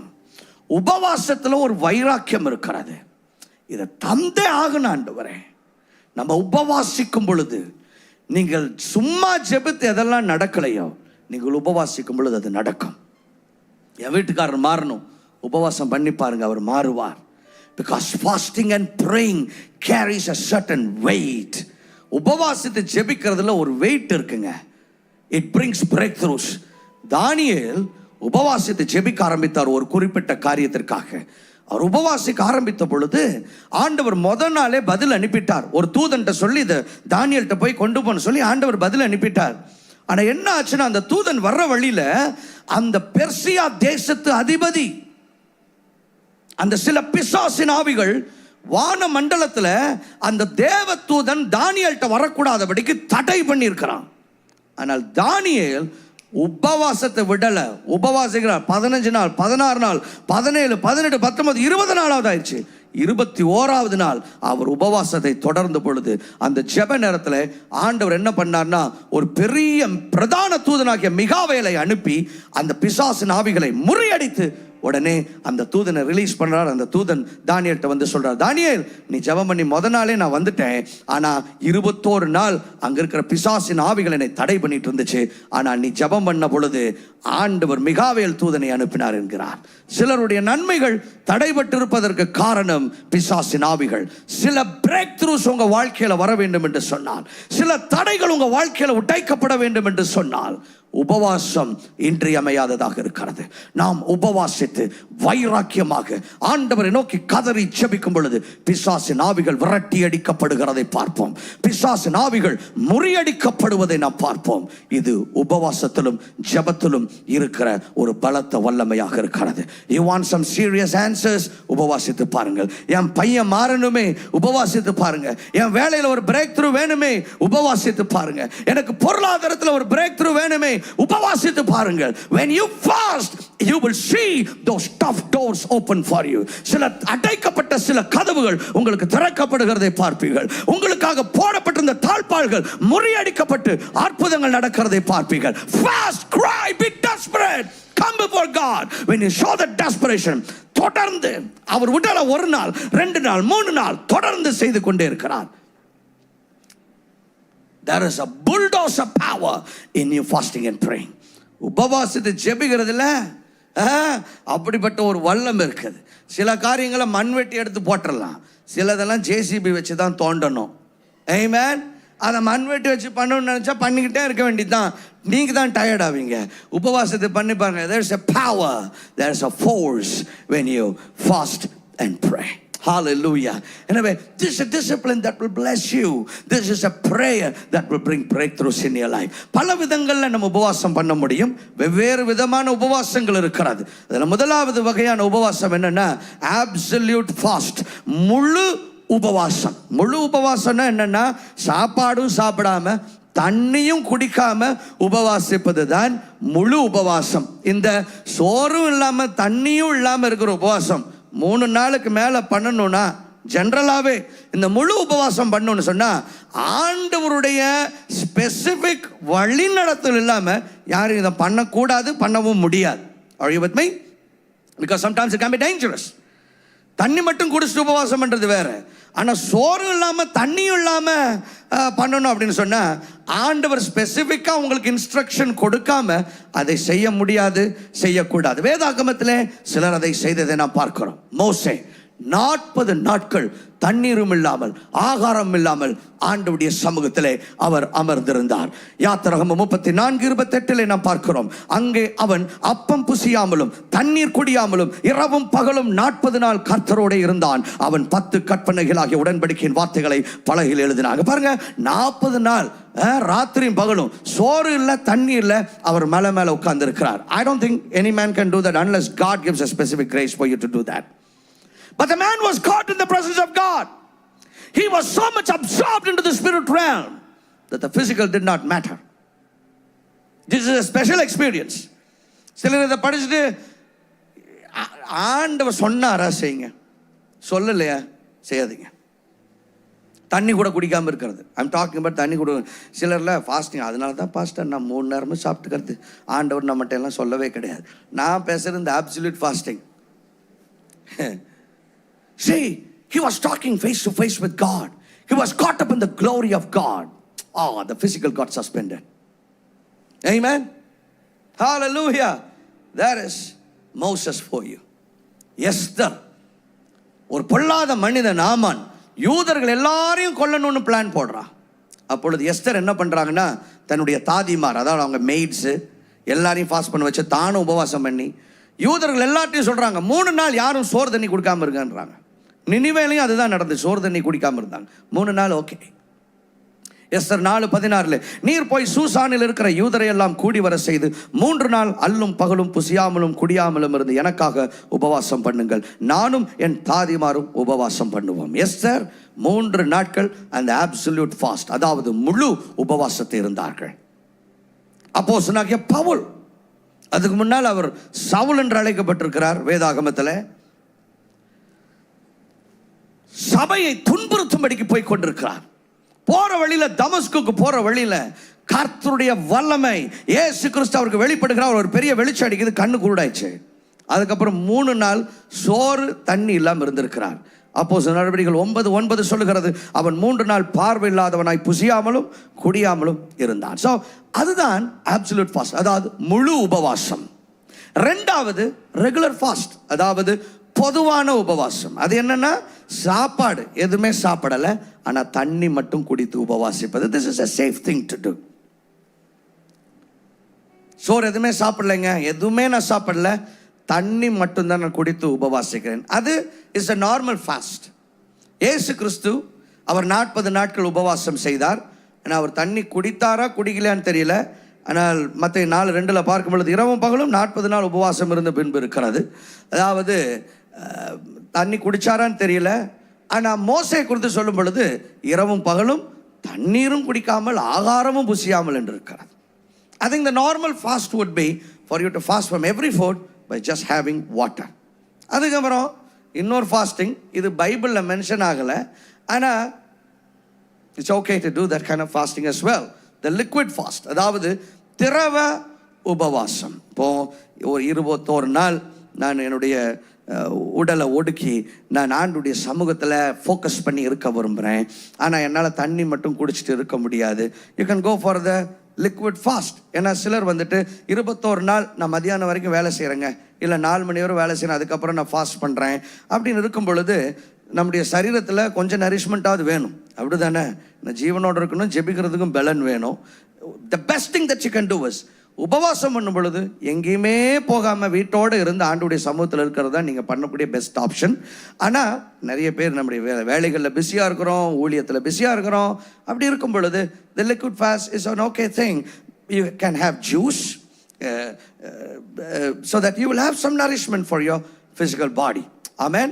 அதாவது லிக்விடா அதுக்காக எடுத்து அப்படியே 2 கிலோ பீஃபை போட்டு அப்புறம் சிக்கனை எல்லாம் போட்டு அப்படியே மிக்சியில் போட்டு அரைச்சி முழுசாக குடிச்சிருவோம், இது நல்ல ஐடியாவாக இருக்குது அப்படின்லாம் பண்ணக்கூடாது. இந்த மாதிரி it's just basic common sense, புரிஞ்சுல? நம்முடைய வாட் இஸ் தி ஐடியா? நம்முடைய அப்ஜெக்டிவ் என்னென்னா நம்முடைய மாம்சத்தை ஒடுக்குவது. அதனால் சிக்கனை முழுசாக தான் சாப்பிட முடியாது, அரைச்சி குடிச்சிட வேண்டியதான். அப்படின்னா அதுக்கு நீங்கள் ஃபாஸ்டிங்கே இருக்க வேண்டாம். புரிஞ்சுதா நான் சொல்கிறது? ஸோ லிக்விட் ஃபாஸ்ட்னா ஜூஸ் இல்லை sometimes butter milk. You take something for your body, so you abstain from solid nourishment but take some sort of a nourishment so that you are able to press on and pray. நான்காவது partial fast, பகுதி உபவாசம். நிறைய பேர் பண்றது இந்த பகுதி உபவாசம் தான். Though the Bible does not explicitly describe this type of fasting, you know, a lot of people commonly practice this to improve their spiritual focus. அதாவது partial fast na பகுதி உபவாசம்னா காலையில் நான் பிரேக்ஃபாஸ்ட் சாப்பிட்றேன், ஆனால் லஞ்ச் டின்னர் நான் சாப்பிடல, இல்லை நான் டின்னர் மட்டும்தான் சாப்பிட்றேன், பகல் முழுசும் நான் ஆண்டுடைய சமூகத்தில் நான் காத்திருக்கிறேன். அப்படி பண்ணலாம். சிலர் நீங்கள் வந்துட்டு நான் சாப்பிட்றதே காலையில் பிரேக்ஃபாஸ்ட்டும் டின்னரும் மட்டும்தான், அதனால் நான் ஏற்கனவே பார்ஷியல் ஃபாஸ்ட்டில் தான் இருக்கிறேன். இல்லை அப்படி நீங்கள் 2 நேரம் தான் சாப்பிட்ற ஆளாக இருந்தால் ஒரு நேரம் சாப்பிட்டு உபவாசத்தில் உட்காருங்க. that's the idea of fasting. ஏதாவது ஒன்று நான் அப்ஸ்டெயின் பண்ணுறேன், அதை I'm leaving it so that I can spend time in the presence of God. So அது பகுதி உபவாசம். 5வது தானியல் உபவாசம். நம்ம எல்லாருக்கும் தெரிந்த ரொம்ப ஃபேமஸான உபவாசம். அது என்ன அந்த தானியல் உபவாசம்? தானியல் உபவாசம் என்னன்னா ஒன்றும் இல்லை, you abstaining from choice food. அதாவது you abstaining from anything that's the food that is pleasurable and some of your favorite food. உங்களுக்கு ரொம்ப பிடித்தமான, நாவுக்கு சுவையான, ருசிகரமான சில உணவுகளை தவிர்த்து இருப்பது தானியேல் உபவாசம். தானியேல் என்ன பண்ணினார்? தானியேல் 10வது அதிகாரம் 3வது வசனம் சொல்லுகிறது, அந்த 3 வாரங்களாகிய நாட்கள் நிறைவேறும் மட்டும் ருசிகரமான அப்பத்தை நான் புசிக்கவும் இல்லை. எனது அப்பத்தை புசிக்கலன்னு இல்லை, ருசிகரமான அப்பத்தை. புரியுதா நான் சொல்றது? ஏதோங்க உயிர் வாழ்றதுக்காக ஏதோ கொஞ்சம் லேசாக போட்டுக்கிட்டேன், அவ்வளோதான். அந்த மசாலா தோசையும் அந்த மின்ட் சட்னியும் இல்லை, இறைச்சியும் திராட்சரசமும் என் வாய்க்குள் போகவும் இல்லை. இதெல்லாம் ரொம்ப பிடிச்சது சார். டெய்லி நான் மட்டனில் பாயா ஆனால் அதெல்லாம் 21 நாள் நான் விட்டுட்டேன் சார், அதை விட்டுட்டேன் சார். நான் பரிமள தைலத்தை பூசிக்கொள்ளவும் இல்லை. ஸோ இதுதான் டேனியல் ஃபாஸ்ட். இங்கிலீஷில் எப்படி இருக்குன்னா, I ate no pleasant food, no meat or wine came into my mouth, nor did I anoint myself. You know, he did not eat pleasant food.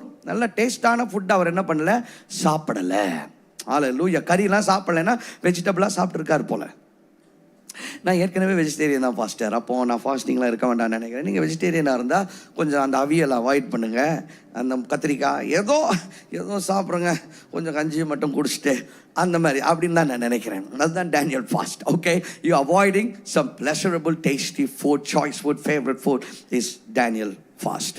6வதாக நான் ஃபுட் ஃபாஸ்ட், அதாவது உணவு அல்லாத உபவாசம். அது என்ன உணவு அல்லாத உபவாசம்? நம்ம இப்போ இருக்கிற இந்த நாட்களில் டிஸ்ட்ராக்ஷனுக்கு அளவே கிடையாது. என்னது டிஸ்ட்ராக்ஷனுக்கு அளவே கிடையாது. அந்த காலத்தில் வந்து உட்காந்தா பின்னால் ஒரு ஸ்க்ரீன் தொங்குச்சு, ஒரு டிஸ்ட்ராக்ஷன் இல்லை. பாஸ்டர் இப்படின்னு அசைஞ்சது தான் டிஸ்ட்ராக்ஷன். ஆனால் இன்னைக்கு வந்து உட்காந்தா திடீர்னு எதையாவது பின்னால் போட்டு விட்டாங்கன்னா அதே ஒரு டிஸ்ட்ராக்ஷன் தான்.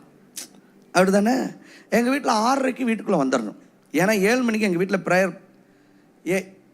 ப்ரேயர் ஸ்டார்ட் ஆச்சுன்னா 7 மணின்னு அர்த்தம். உங்கள் வாட்சை நீங்கள் அட்ஜஸ்ட் பண்ணிக்கலாம். இல்லைன்னா எங்கள் அம்மா அடிக்கிற அடியில் எங்கள் அம்மா வந்துட்டு ஒரு எக்ஸ்கியூஸே கிடையாது. 7 மணிக்கு இல்லையா அடி, பைபிளை சத்தமாக வாசிக்கலையா அடி, பாடும்போது டான்ஸ் பண்ணலையா அடி. எங்கள் வீட்டில் பாட்டுனாவே டான்ஸ் பண்ணும். நிறைய பேர் நான் ஊழியத்துக்கு வந்த புதுசு இந்த வருஷத்தில் நடக்கும்போது ஒரு ஆடுற எனக்கு ஆடவே தெரியாது. நான் பாட்டில் குதிப்பேன், ஆடுறேன்பாங்க. சார் நான் என்ன சார் பண்ணுறது? நாங்கள் அடி வாங்கி பழகினது. நீங்கள் தோலை உரிச்சாலும் அப்படி தான் நடக்கும். ஏன்னா எங்கள் வீட்டில் அவர் ரத்தத்தில் மறைந்துள்ளேன்னா அடி, இப்படி சொல்ல, அவன் ரத்தத்தில் மறைந்து கிடையாது. என் இடப்பக்கத்தில் சாத்தான் விழுந்தான், அப்படி சொல்லக்கூடாது. என் இடப்பக்கம் திரும்பி என் இடப்பக்கத்தில் சாத்தான் விழுந்தானே எப்படி?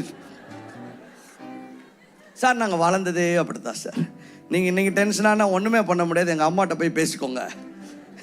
அடி 6:30 வீட்டுக்குள்ளே வந்துட்டா உள்ள டிஸ்ட்ராக்ஷனே கிடையாது, டிவி கிடையாது, ரேடியோ கிடையாது, ஒன்றும் கிடையாது. அப்படியே டிவி இருந்தாலும் படம் கிடையாது. இன்னைக்கு என்னால் படம் பார்க்க முடியாது. உண்மையா நீங்கள் நம்புறீங்களோ? என்னால் படம் ஃபாலோ பண்ண முடியாது. எனக்கு படத்தில் இன்ட்ரெஸ்ட்டும் இல்லை. ஏன்னா அப்படி வளர்ந்தாச்சு. Are you with me? 6 வெளியில் இருந்தால் அந்த ஃபுட்பால் விளையாடுவாங்க, அந்த வீட்டுக்குள்ள வந்துட்டா ஒரு டிஸ்ட்ராக்ஷன். ஆனால் இன்னைக்கு பையன் வீட்டுக்குள்ள வந்தால் தான் டிஸ்ட்ராக்ஷனே. வெளியில் போனான்னு அடிச்சு துரத்த வேண்டியதாக இருக்குது, போக மாட்டேங்கிறாங்க. ஏன்? Mobile phone. இது இப்படி இன்றைக்கி நமக்கு பல டிஸ்ட்ராக்ஷன்ஸ். டெலிவிஷன் ஒரு டிஸ்ட்ராக்ஷன், மொபைல் ஃபோன் ஒரு டிஸ்ட்ராக்ஷன், வாட்ஸ்அப் ஒரு டிஸ்ட்ராக்ஷன், இன்ஸ்டாகிராம் ஒரு டிஸ்ட்ராக்ஷன். வேறு நல்லா இருக்குது. சிலர் பாருங்கள், வாட்ஸ்அப்பில் உட்காந்தாலும் 4 மணி நேரம் எப்படி டைம் போச்சுன்னே தெரியல. 4 மணி ஆச்சா அப்படியே படுத்துக்கல அப்படின்ட்டு காலையில் எந்திரிச்சு வாட்ஸ்அப் உடனே யாரும் மெசேஜ் அனுப்பியிருக்கிறாங்க. ஏன்னா இவர் இல்லைன்னா அந்த மார்க் சக்கபர்க்கெலாம் தூக்கம் வராது. நீங்கள் எத்தனை பேரை சோறு போட்டு வளர்த்துறீங்கன்னு உங்களுக்கே தெரியாது. நீங்கள் சோறு போட்டு தான் மார்க் சக்கர்பர்க் வளர்ந்துருக்கிறார். நீங்கள் சோறு போட்டு தான் வேறு யாரெல்லாம், எல்லாம் கூகுள் எல்லாம் உங்களால் தான். உங்களுக்கு பெரிய கான்ட்ரிபியூஷன் இருக்குது. சிலருக்கு இந்த டெலிவிஷன் ஒரு டிஸ்ட்ராக்ஷன். உட்காந்து அந்த சீரியல் பார்த்தே இருக்கணும். அதுவும் அடுத்த எபிசோடு. இப்போ அது பார்த்தாலும் இப்போ நெட்ஃப்ளிக்ஸில் வேறு எபிசோடாக போயிட்டுருக்கான். பார்த்தா ஐயோ அது பிக் பாஸ் அதம்மா. ஏங்க அசிங்கமாக இல்லை இந்த மாதிரி ஷோலாம் பார்த்துட்டு இருக்கிறதுக்கு? நான் சீரியஸாக கேட்குறேன், உங்களை பார்த்தா கேட்குறேன். என் மேலே கோவப்பட்டுக்கோங்க. ஆன்லைனில் இருக்கிறவங்க பார்த்துக்கிறேன். அசிங்கமாக இல்லை? ஒரு 4 பேர் ஏதோ ரூம்குள்ளே போட்டுறாங்களா? நான் பார்த்ததில்ல, நான் கேட்குறேன், தெரியல அதில் எதுவும் நல்ல பாசிட்டிவ் ஏதாவது இருக்கணும். ஆனால் எனக்கு சொன்னவங்க சொன்னாங்க 4 பேர் ரூம்குள்ளே போட்டுருவாங்களா, அவங்க அடிச்சுக்கோலாம் பிடிச்சுவாங்களாம். இதை உட்காந்து இதுக்கு நாளைக்கு இன்ஸ்டால்மெண்ட் கட்டுறதுக்கு காசு இல்லை. What a waste of time, what a shame. நான் சீரியஸாக கேட்குறேன். Stop doing those nonsense things. It doesn't benefit you, doesn't benefit your finances, doesn't benefit your future, it doesn't benefit your career, it doesn't benefit anybody except the people that are locked in. அதுக்குள்ளே இருக்கிறவங்க, அதை produce பண்ணுறவங்க, அதில் இருக்கிறவங்க. See, entertainment is the biggest industry in the world. என்னது? உலகத்தில் இருக்கிறதுலையே மணி minting industry எது தெரியுமா? என்டர்டெயின்மெண்ட் இண்டஸ்ட்ரி தான். யாரோ பார்த்தாங்க, இவனுக்கெல்லாம் ஊர் நாயனா ரொம்ப பிடிக்குது. சித்தி கோலங்கள், நம்ம கோலங்களே அசிங்கமாக போயிட்டுருக்கு. இவர் உட்காந்து அடுத்தவங்க கோலங்களை பார்த்துருக்காரு. உங்கள் சித்தியோட உங்களால் பெரிய பேச சித்தி பார்த்தாங்கடே, இவனுக்கெல்லாம் ஊரா நாயனா ரொம்ப பிடிச்சிருக்கடா, ஊரா நாயனா ரொம்ப பிடிச்சிருக்கு அப்படின்னு. சரி நம்ம என்ன பண்ணுவோம், அப்படியே ஒரு ப்ரோக்ராம் பண்ணிட வேண்டியதான். 4 பேர் அடிச்சுக்கிற மாதிரி. உடனே எல்லாரும் உட்காந்தாரு, நாளைக்கு என்ன நடக்க போகிறது. எல்லாமே ட்ராமா. தெரியுமா உங்களுக்கு? Everything is drama. கடைசிக்கு கிரிக்கெட்டு கூட ட்ராமான்றாங்க. ஏற்கனவே முடிவு பண்ணிட்டா, தெரியல எனக்கு அது தெரியல சொல்லிக்கிறாங்க. இப்போ பாருங்களேன், மொத்தத்தில் ஏமாளிங்க யாரு? நம்ம தான். என்னையெல்லாம் இருக்காதீங்க, நம்மளாம்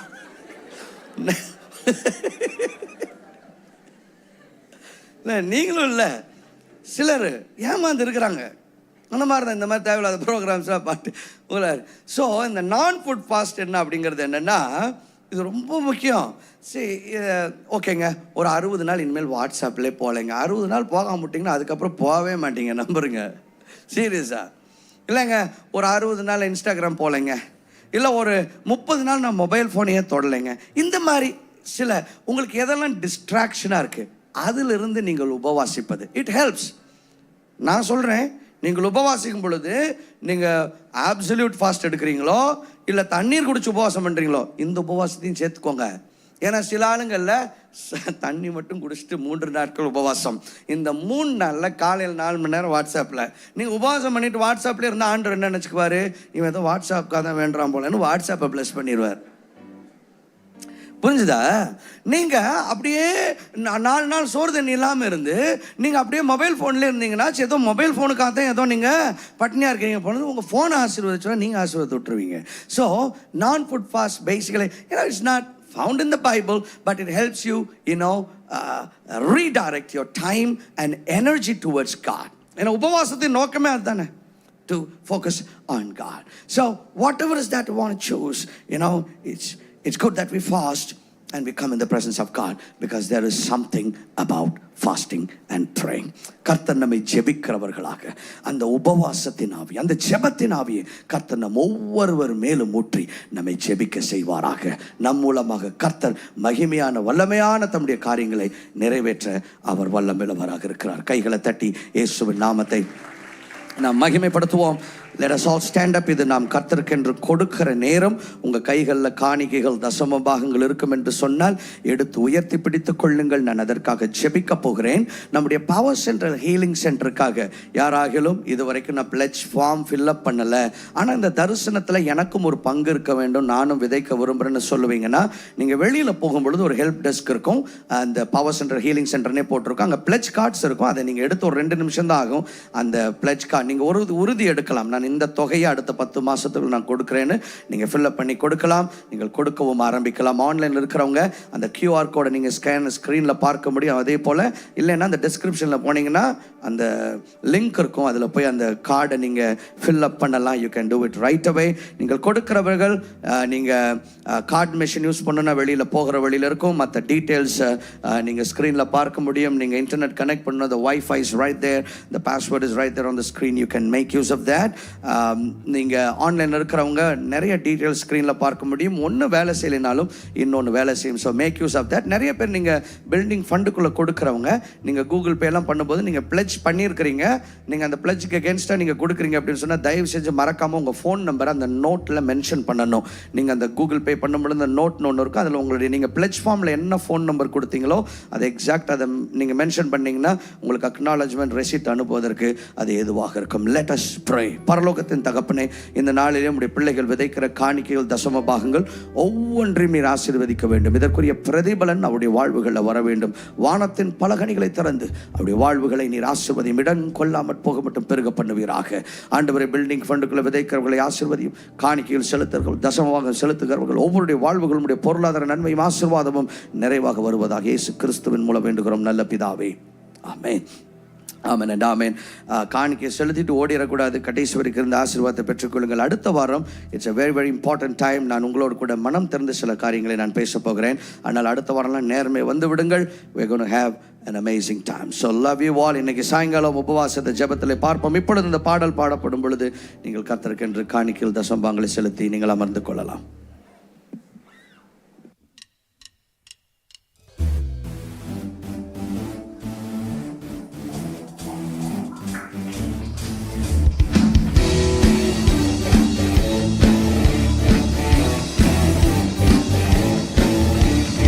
கிருபையால் நிலை நிற்கின்றோம், உம் கிருபையால் நிலை நிற்கின்றோம், கிருபையால் நிலை நிற்கின்றோம், உம் கிருபையால் நிலை நிற்கின்றோம்.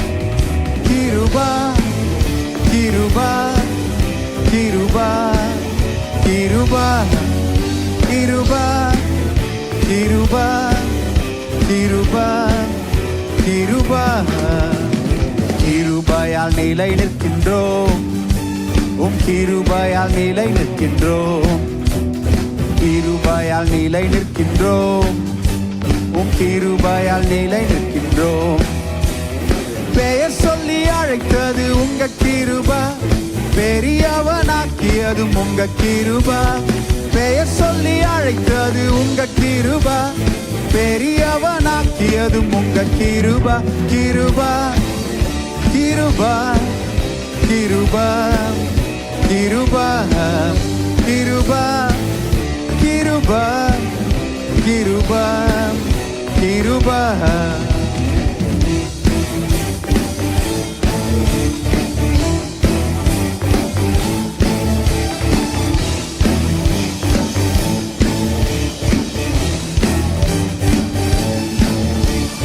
கட்டுகளை நீக்கியது உங்க கிருபை, வரங்களை கொடுத்தது உங்க கிருபை.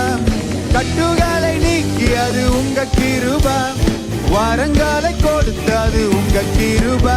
கிருபை கிருபை கிருபை கிருபை கிருபை கிருபை கிருபை கிருபை.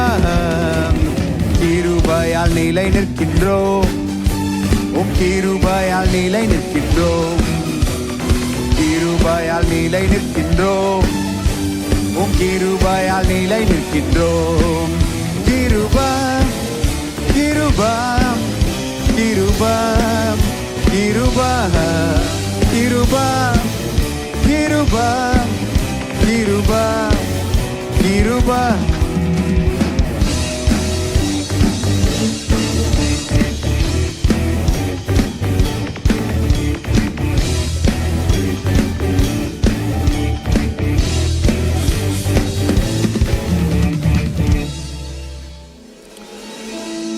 நம்ம எல்லாரும் எந்திரிச்சு நிற்க போகிறோம். நாம் தொடர்ந்து இன்றைக்கு நம்முடைய அந்த பவர் சென்ட்ரல் ஹீலிங் சென்டருக்காக நம்ம ஜெபிக்க போகிறோம். சில நிமிடங்கள் நாம் ஜெபித்து அந்த காரியத்தில் ஆண்டவருடைய இடைப்படுதலுக்காக நம்ம ஜெபிக்க போகிறோம். அதனால் எல்லாரும் நான் ஜெப விண்ணப்பங்களை கொடுக்கும் பொழுது நீங்கள் உங்கள் சத்தத்தை உயர்த்தி நீங்கள் ஜெபிக்கணும் அப்படின்னு சொல்லி நான் விரும்புகிறேன். நம்ம எல்லாரும் நம்முடைய இருதயத்தை ஊற்றி நம்முடைய ஆவியில் இசைந்து நம்முடைய சத்தத்தை உயர்த்தி நம்ம ஜெபிக்கும் பொழுது ஆண்டவர் நிச்சயமாக நமக்கு பதில் அளிக்கிறார். எத்தனை பேர் விசுவாசிக்கிறீங்க? விசுவாசிக்கிறவங்க ஒரு ஹalleluya ஒரு ஆமென் சொல்லலாமா? Amen. Those of you that are online இணைஞ்சிருக்கிறவங்களும் நாங்கள் ஜெப விண்ணப்பங்களை நான் கொடுக்க நீங்களும் ஜெபிக்கணும் நான் விரும்புகிறேன். உங்க வீடுகள் அப்படியே எழும்பி நில்லுங்க. நம்ம தொடர்ந்து நம்ம ஜெபிக்க போகிறோம். அப்படி முதலாவது நம்ம எதற்காக ஜெபிக்க போகிறோம்னா, இந்த காரியத்தில் ஆண்டவர் ஒரு தெய்வீக துரிதத்தை கொடுக்கும்படிக்கு நம்ம ஜெபிக்க போகிறோம். அந்த இடத்துல நம்ம வெகு சீக்கிரத்தில் நாம் அங்க ஒரு ஆராதனைகள் நடத்த ஆரம்பிக்க வேண்டும். அதற்கு வேண்டிய ஏற்பாடுகள் சீக்கிரத்தில் நடக்க வேண்டும். அது மாத்திரமல்ல, அது அந்த பொருளாதார தேவைகளை ஆண்டவர் வெகு சீக்கிரத்தில் ஆண்டவர் நமக்கு அந்த தேவைகளை சந்திக்கும்படிக்கு நாம் ஜெபிக்க வேண்டும். இன்னும் 10 மாதங்கள் தான் நமக்கு இருக்கிறது அந்த மொத்த தொகையும் கொடுத்து செலுத்தி முடிப்பதற்கு. எனவே ஆண்டவர் அந்த தேவைகளை துரிதமாக ஆண்டவர் சந்திக்கும்படிக்கு நாம் ஜெபிக்க போகிறோம். We're going to ask for a divine supernatural acceleration and a supernatural speed in that whole thing. அப்படியே கைகளை உயர்த்தி நம்ம ஜெபிக்கலாமா? Hallelujah. Shatala bankara zokabaya. அந்த சராசரத்தையும் சகலத்தையும் படைத்த எங்கள் தேவாதி தேவனே, 6 நாட்களுக்குள்ளாக சகலத்தையும் படைத்து 7வது நாளிலே ஓய்ந்திருந்த எங்கள் தெய்வமே, ஆண்டவரே உம்முடைய பாதத்திலே நாங்கள் வருகிறோம். ஆண்டவரே, நீர் செய்ய நினைத்ததை நீர் செய்ய நினைக்கும் பொழுது, நீர் செய்ய ஆரம்பிக்கும் பொழுது அது வேகமாக ஆண்டவரே வெகு துரிதமாக செய்து முடிக்க நீர் வல்லமை உள்ளவர். அதை நீர் ஆண்டவரே ஸ்லோவாக செய்கிற ஆண்டவர் அல்ல எங்க ஆண்டவர், தாமதமாக செய்து முடிக்கிறவர் அல்ல எங்களுடைய தேவன். ஆண்டவர், இந்த காரியத்தில் ஒரு தெய்வீக துரிதத்தை நாங்கள் வேண்டுகிறோம். We want a supernatural speed of God in this whole thing. ஆண்டவரே, சகலத்திலும் ஒரு வேகம் இந்த நாளிலே கடந்து வரும்படிக்கு நாங்கள் வேண்டுகிறோம். ஆண்டவரே, அந்த இடத்துல நாங்கள் சீக்கிரம் ஆராதிக்க ஆரம்பிக்க வேண்டுமே. சீக்கிரத்தில் அங்கே சுகமளிக்கிற கூட்டங்களை நாங்கள் நடத்த ஆரம்பிக்க வேண்டுமே. சீக்கிரத்தில் அங்கே அநேகர் இயேசுவின் நாமத்தை மகிமைப்படுத்த ஆரம்பிக்க வேண்டுமே. சீக்கிரத்தில் சங்கிலிகள் அந்த இடத்துல உடைக்கப்படுகிறது நாங்கள் பார்க்க வேண்டுமே.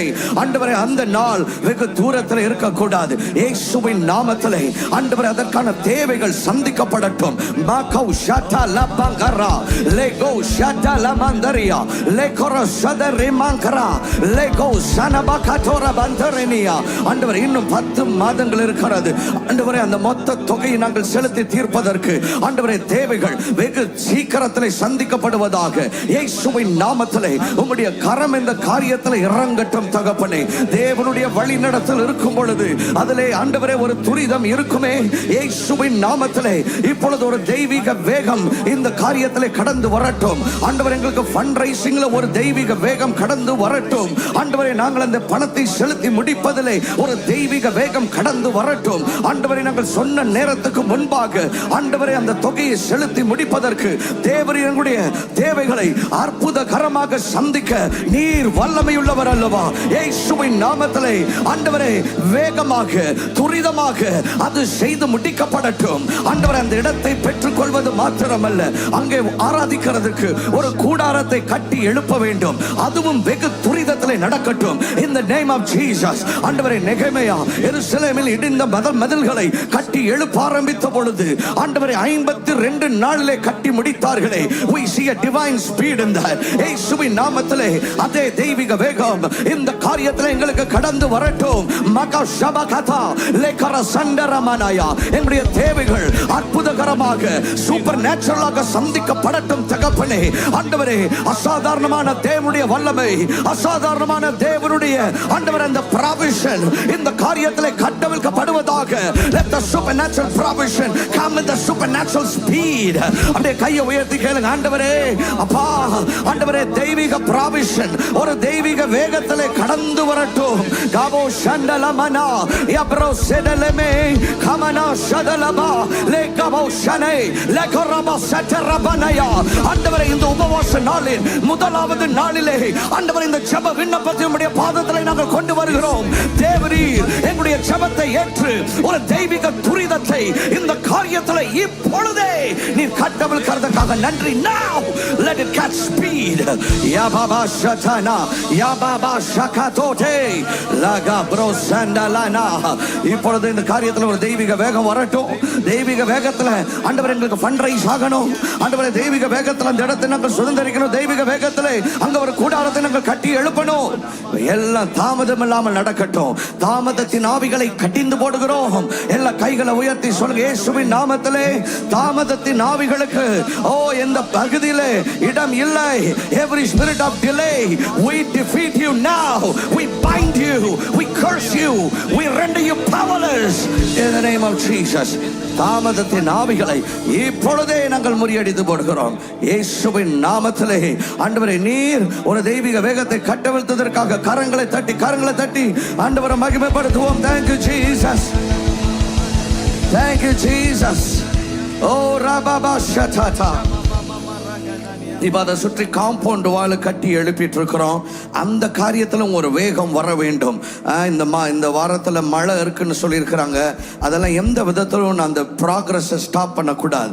சுற்றி காம்பவுண்ட் வால் எழுப்பி கொண்டிருக்கிற அந்த வேலையில் கர்த்தருடைய கரம் இருக்கும்படி கேட்போம். ஆண்டவரே இந்த வாரத்தில் அதை சுற்றி காம்பவுண்ட் வால் நாங்கள் எழுப்புறதுக்கு ஆண்டவரை நாங்கள் ஆரம்பித்திருக்கிறோம். ஆண்டவரை முதலாவது அதற்கான தேவைகள் சந்திக்கப்படணும். இயேசுவின் நாமத்தில் அந்த காம்பவுண்ட் வால் எழுப்புவதற்கான தேவைகள் அற்புதகரமாக சந்திக்கப்படணும்.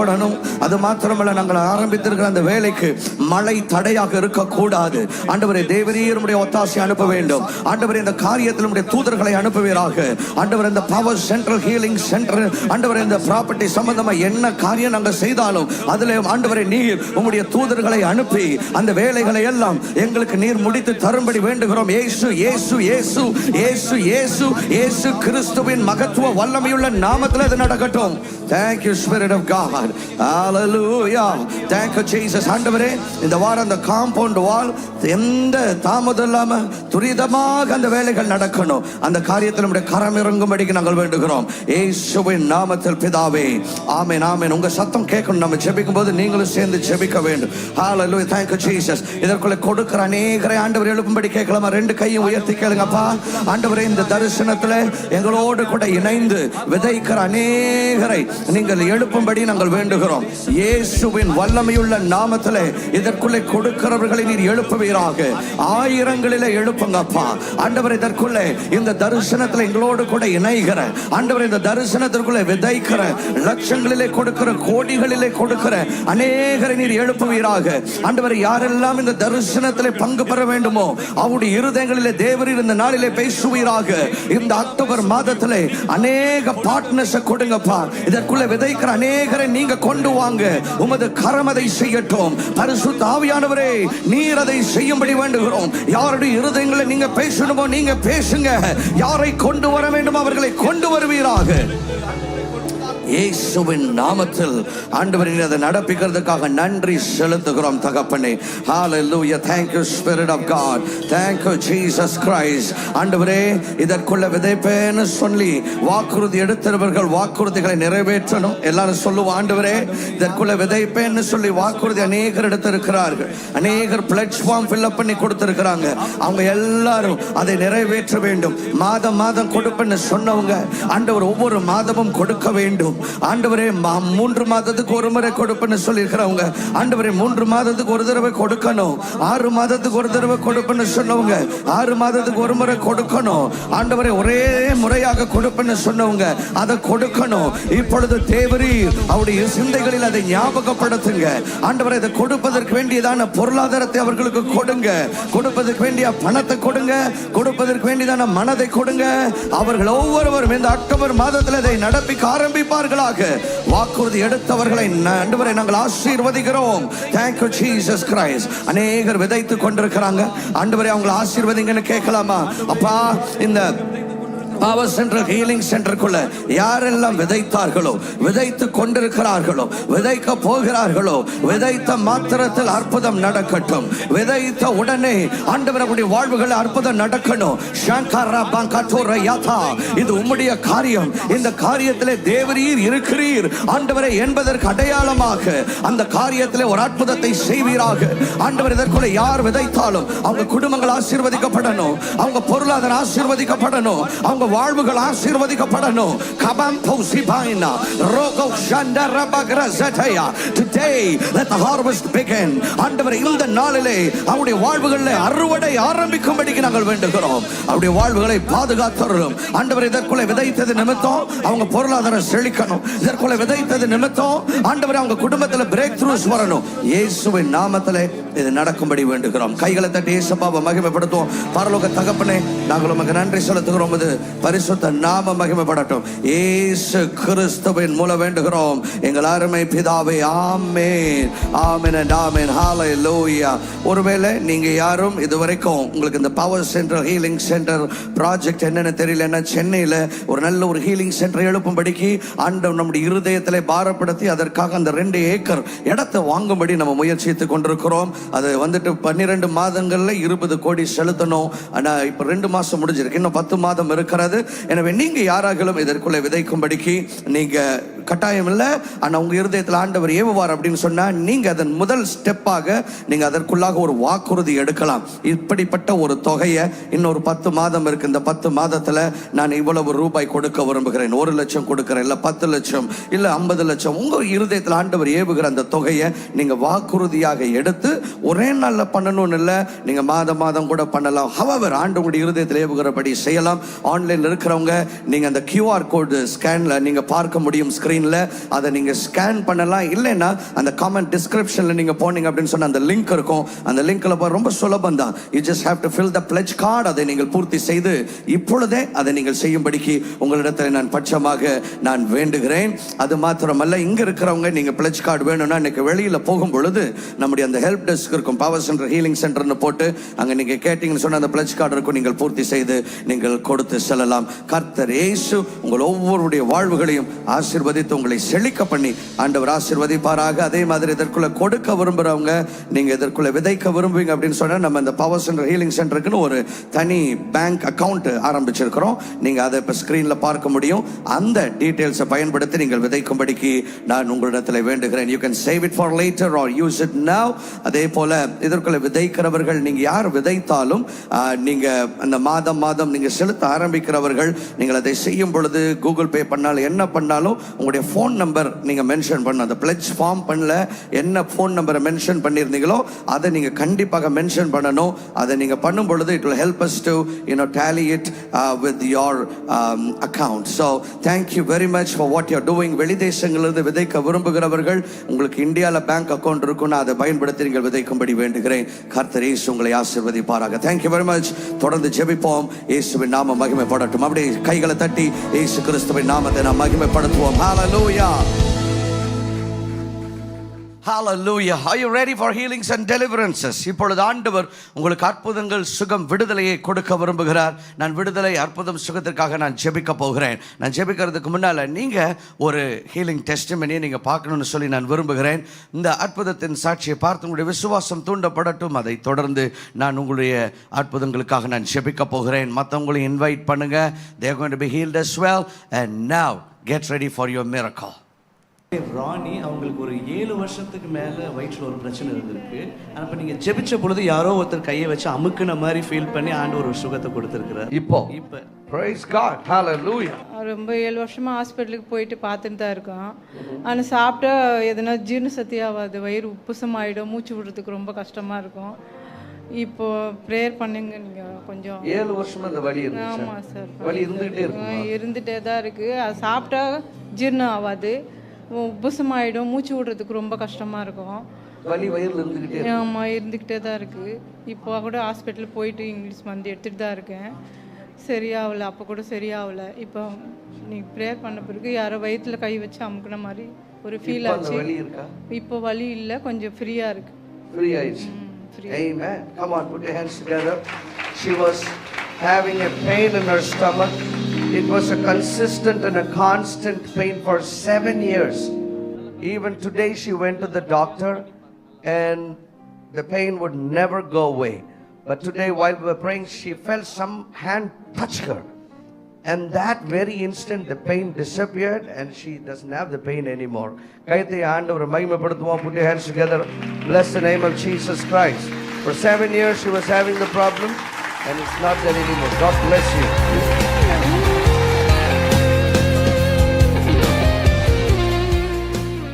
Hallelujah. அப்படியே எல்லாரும் எந்திரிச்சு நிற்கலாமா?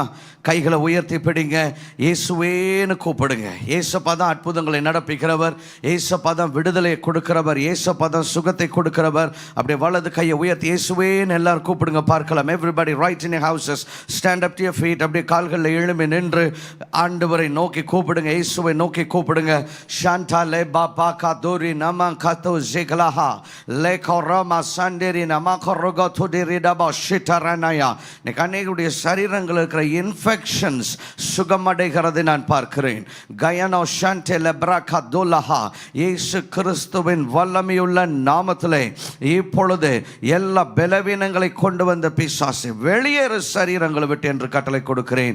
இயேசு கிறிஸ்துவின் அற்புத சுகமளிக்கிற வல்லமை நான் சரீரங்களிலே நான் பேசுகிறேன். சரீரத்தில் எந்த இடத்துல அந்த இன்ஃபெக்ஷன் இருந்தாலும் இப்பொழுது குணமடைந்து கொண்டிருக்கிறது. என்னை மருத்துவமனையிலிருந்து பார்த்து கொண்டிருக்கிறவர்கள் மேலே கர்த்தருடைய சுகமாக்குகிற அக்கினி இறங்குகிறதை பார்க்கிறேன். அந்த இன்ஃபெக்ஷன் எல்லாம் இப்பொழுதே மறைகிறது.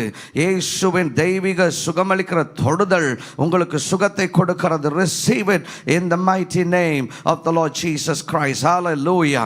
கண் பார்வை தெளிவடைவதாக இயேசுவின் நாமத்திலே. இருதய வியாதிகள் இப்பொழுதுமே இயேசுவின் நாமத்தில் இந்த இடத்துல கையை வைத்துக் கொள்ளுங்க. இயேசுவேன்னு கூப்பிடுங்க. இயேசுவின் நாமத்திலே இருதய வியாதிகள் சுகமடைவதாக, ஹார்ட் பிளாக்ஸ் மறைவதாக இப்பொழுது இயேசு கிறிஸ்துவின் நாமத்திலே. Now I speak the miracle working power of Jesus Christ over the organs. Kidneys பழுதடைந்த கிட்னிஸ் குணமடைவதாக இயேசுவின் நாமத்திலே. மகர செண்டிரின் மரம் க்ளோகா டோரா நோவே மாஷடலபாய் வியாதிகளுக்கு சரீரத்தில் இடமில்லை, வெளியேறு இயேசுவின் நாமத்திலே. ஸ்பாண்டிலைட்டிஸ் மறைந்து கொண்டிருக்கிறது, வேதனைகள் மறைந்து கொண்டிருக்கிறது. இப்பொழுது சுகம் வருகிறது. தோல் வியாதிகளை கடிந்து கொள்ளுகிறேன். பார்க்கிறேன். தோல் வியாதியும் ஸ்கின் அலர்ஜிஸை கொண்டு வந்த பிசாசே, தோலை விட்டு வெளியேறு என்று கட்டளை கொடுக்கிறேன். Now get out in Jesus Christ's mighty name. இயேசுவின் நாமத்திலே இப்பொழுது சுகம் வருவதாக. ஹalleluya. உங்க மச்சான் இருந்து கொஞ்சம் வர வேண்டிய பணம் இருக்கிறது, உங்களுக்குரிய தொகை அங்க மாட்டி இருக்கிறது. ஆண்டவர் அந்த இடத்துல ஒரு அற்புதத்தை நடப்பிக்கிறதை பார்க்கிறேன். உங்களுக்குரிய பணம் எங்கே சிக்கி இருந்தாலும் இப்பொழுது கட்டவிழ்க்கப்படுகிறது. Now it is being brought back to you. தொலைந்து போன காரியங்கள் திரும்ப வருகிறது. இயேசுவின் நாமத்தில் அது நடக்கிறதை நான் பார்க்கிறேன். Now let it happen by the power of Jesus Christ. இயேசப்பா, இப்பொழுதும் நீர் நடப்பித்துக் கொண்டிருக்க முடிய மகிமையின் அற்புதங்களுக்காக நன்றி. உம்முடைய பரிசுத்த நாமம் மகிமைப்படட்டும். இயேசுவின் நாமத்தில் பிதாவே, ஆமென், ஆமென் and ஆமென். ஹalleluya. இப்பொழுதும் உங்கள் சரீரங்களை நீங்கள் செக் பண்ணி பாருங்கள். ஏன்னா ஏசப்பா நிச்சயமாக இப்பொழுது உங்களை சுகமாக்கி இருக்கிறார். Check your cells. நீங்கள் என்ன பண்ண முடியாதோ அதை பண்ணி பாருங்கள். இயேசு கிறிஸ்து உங்களை சுகமாக்கிறதுக்கு நான் பார்க்கிறேன். உங்களுடைய அற்புதங்களின் சாட்சிகளை மறக்காமல் அனுப்புவீங்க. நீங்கள் ஸ்க்ரீனில் பார்க்குற அந்த இமெயிலுக்கு இல்லைன்னா அந்த வாட்ஸ்அப் நம்பருக்கு தெளிவாக எழுதி உங்கள் டெஸ்டிமனியை அனுப்புவீங்க. முடிஞ்சால் வீடியோ எடுத்து அனுப்புங்க, இல்லைன்னா நேரில் இங்கே வந்து சொல்லுங்கள். That's the best thing that you can do. இல்லைன்னா எழுதி அனுப்புங்க. அனுப்பும் பொழுது மறக்காமல் உங்களுடைய பெயர், உங்களுடைய புகைப்படம், உங்களுக்கு இருந்த வியாதியினுடைய பெயர், எவ்வளோ நாள் அந்த வியாதி உங்களுக்கு இருந்துச்சு, இப்போ ஏசப்பா உங்களுக்கு என்ன செய்தார், அதுக்கப்புறம் உங்கள்கிட்ட blood test report, x-ray report இதெல்லாம் இருக்குன்னா அதை மறக்காமல் நீங்கள் சேர்த்து வைத்து நீங்கள் அனுப்பும்படிக்கு நான் உங்களிடத்தில் வேண்டுகிறேன். அந்த Lord Jesus Christ shall bless you. கைகளை தட்டி ஏசப்பாவை மகிமைப்படுத்துவோமா? இன்னைக்கு சாயங்காலத்திலிருந்து இன்றையிலிருந்து நம்முடைய ஃபாஸ்டிங் ஆரம்பித்திருக்கிறது. உபவாச 21 days ஃபாஸ்டிங், 21 நாட்கள் உபவாச ஜெபம் ஆரம்பித்திருக்கிறோம். ஸோ இன்றைக்கு, அதாவது அக்டோபர் 13ஆம் தேதி, இன்று மாலையில் இருந்து நவம்பர் 2ஆம் தேதி வரையிலும் நாம் உபவாசம் பண்ணி நாம் ஜெபிக்க போகிறோம். இதை நீங்கள் எப்படி செய்யணும்னு நான் விரும்புகிறேன் அப்படின்னா, இந்த 21 நாளும் நீங்கள் நிறைய பேர் எல்லாம் வேலைக்கு போகிறவங்க இருக்கிறீங்க, முடிஞ்சால் ஒரு லஞ்சும் டின்னரும் சேர்த்து ஃபாஸ்ட் பண்ணலாம். இல்லைன்னா டின்னர் மட்டும் அது ஃபாஸ்ட் பண்ணி நீங்கள் ஜெபம் பண்ணலாம். ஆனால் உபவாசம் பண்ணிவிட்டு சும்மா படுத்து தூங்குறது, வேலைக்கு ஓடுறது, இந்த மாதிரிலாம் இருக்கக்கூடாது. அதாவது வேலைக்கு போகிறவங்க போங்க, ஆனால் ஒரு நாளில் ஒரு 1.5 மணி நேரமாவது அப்படி ஆண்டுடைய சமூகத்தில் உட்காந்து ஜெபிக்கிறதுக்குன்னு நீங்கள் நேரத்தை ஒதுக்கணும். நம்ம என்ன பண்ண போகிறோன்னா, டெய்லி சாயங்காலம் 7 மணியிலிருந்து 8:30 மணி வரையிலும் 1.5 மணி நேரம் இங்கே பவர் சென்ட்ரல் அசோக் நகரில் வைத்து உபவாச ஜெபங்கள் நடக்க போகிறது. 7லிருந்து 8:30 வரைக்கும் தமிழில் நடக்கும். 9 PM to 10 PM it will happen in English. So நீங்கள் ஆன்லைனில் ஜாயின் பண்ணுறவங்க ஆன்லைனில் இணைஞ்சு ஜெபிக்கலாம். ஆனால் சென்னையில் இருக்கிறவங்க கண்டிப்பாக கட்டாயம் நீங்கள் அங்கே வரணும். வந்து வாருங்கள், நேரில் எல்லோரும் சேர்ந்து நம்ம ஜெபிக்க போகிறோம்.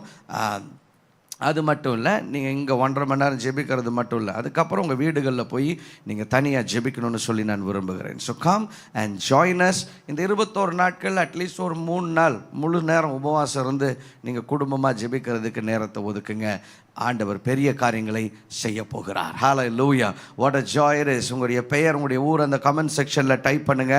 I want to know where you are joining from. Even if you are watching the replay, doesn't matter. Quickly type your name and you sit in the comment section. அதே போல் நீங்கள் இது ஒரு ஊழியமாக பண்ணுங்கள். ஒரு 10 பேருக்கு இந்த லிங்க் அனுப்புவீங்க, ஷேர் பண்ணுங்கள். ஏன்னா இந்த செய்தி அவங்க வாழ்க்கைகளை மாற்றும். அது மட்டும் இல்லை, ஜெப நேரங்களை விடுதலை அற்புதங்களை பெற்றுக்கொள்கிறவங்க நிறைய பேர் இருக்கிறாங்க. So go ahead and I want you to do that. Amen. Praise God. Hallelujah. So நீங்கள் சென்னையிலிருந்து ஆன்லைனில் நினைஞ்சிருப்பீங்கன்னு சொன்னால் நேரில் வாங்க. சென்னையில் நம்ம 3 இடங்கள் ஆராதிக்கிறோம். அசோக் நகர், குரோம்பேட், OMR. இங்கே அசோக் நகரில் நமக்கு 4 ஆராதனைகள். காலை 5 மணி, 7 மணி, 9 மணி, 3 தமிழ் ஆராதனைகள். 11 AM we have an English worship service. அதே போல் குரோம்பேட்டில் 9 மணிக்கு ஒரு தமிழ் சர்வீஸ் இருக்குது. OMRல சாயங்காலம் 6 மணிக்கு இருக்குது. ஏதாவது ஒரு இடத்துல வந்து நீங்கள் கலந்து கொள்ளணும். வந்து கலந்து கொள்ளுங்கள். இயேசு உங்களுடைய வாழ்வுகளை மாற்றி அமைப்பார். கர்த்தருடைய ஆசீர்வாதம் உங்களோடு கூட இருப்பதாக. கைகளை தட்டி ஆண்டவரை மகிமைப்படுத்துவோமா? God bless you. அப்படியே எல்லாரும் உங்களுடைய கைகளை உயர்த்துங்க. பரலோகத்தின் தகப்பனே, இந்த மாதம், இந்த வாரம் முழுவதும் பொல்லாத பிசாசு எனக்கு விரோதமாக, என்னுடைய மனைவி, பிள்ளைகள், எங்கள் குடும்பத்தினர், தரிசன பங்காளர்கள், ஆன்லைன் சபையினர் எல்லாருக்கும் விரோதமான பிசாசின் திட்டங்களை சபித்து கேன்சல் பண்ணுகிறேன். இயேசு கிறிஸ்துவின் திட்டங்கள் மாத்திரம் நிறைவேறட்டும். சங்கீதம் 91:9-10 சொல்லப்பட்டிருக்கிறபடி வாதையங்கள் கூடாரங்கள் அணுகாது, பொல்லாப்பு எங்களுக்கு நேரிடாது. சங்கீதம் 91:11-12 சொல்லப்பட்டிருக்கிறபடி எங்கள் பாதம் கல்லிலிடராதபடிக்கு உமது பரலோக தூதர்கள் தங்கள் கரங்கள் ஏந்திக் கொள்வார்களாக. கிருபை சூழ்ந்து கொள்ளட்டும். உமது தயவுடைய வாழ்வுகளை நிரப்பட்டும். இயேசு கிறிஸ்துவின் மூலம் வேண்டுகிறோம் எங்கள் நல்ல பிதாவே. ஆமென். என் ஆத்துமாவை கர்த்தரை ஸ்தோத்திரி, என் முழு உள்ளமே அவருடைய பரிசுத்த நாமத்தை ஸ்தோத்திரி. என் ஆத்துமாவை கர்த்தரை ஸ்தோத்திரி, அவர் செய்த சகல உபகாரங்களை மறவாதே. ஆமென். பிதாவாகிய தேவனுடைய அன்பு, குமாரனாகிய இயேசு கிறிஸ்துவினுடைய கிருபை, பரிசுத்த ஆவியானுடைய அந்யோன்ய ஐக்கியமும் சிநேகிதமும் கூடி வந்த நம் அனைவரோடு கூட இன்றும் என்றும் சதா காலங்களும் நிலைத்திருப்பதாக. ஆமென். God bless you.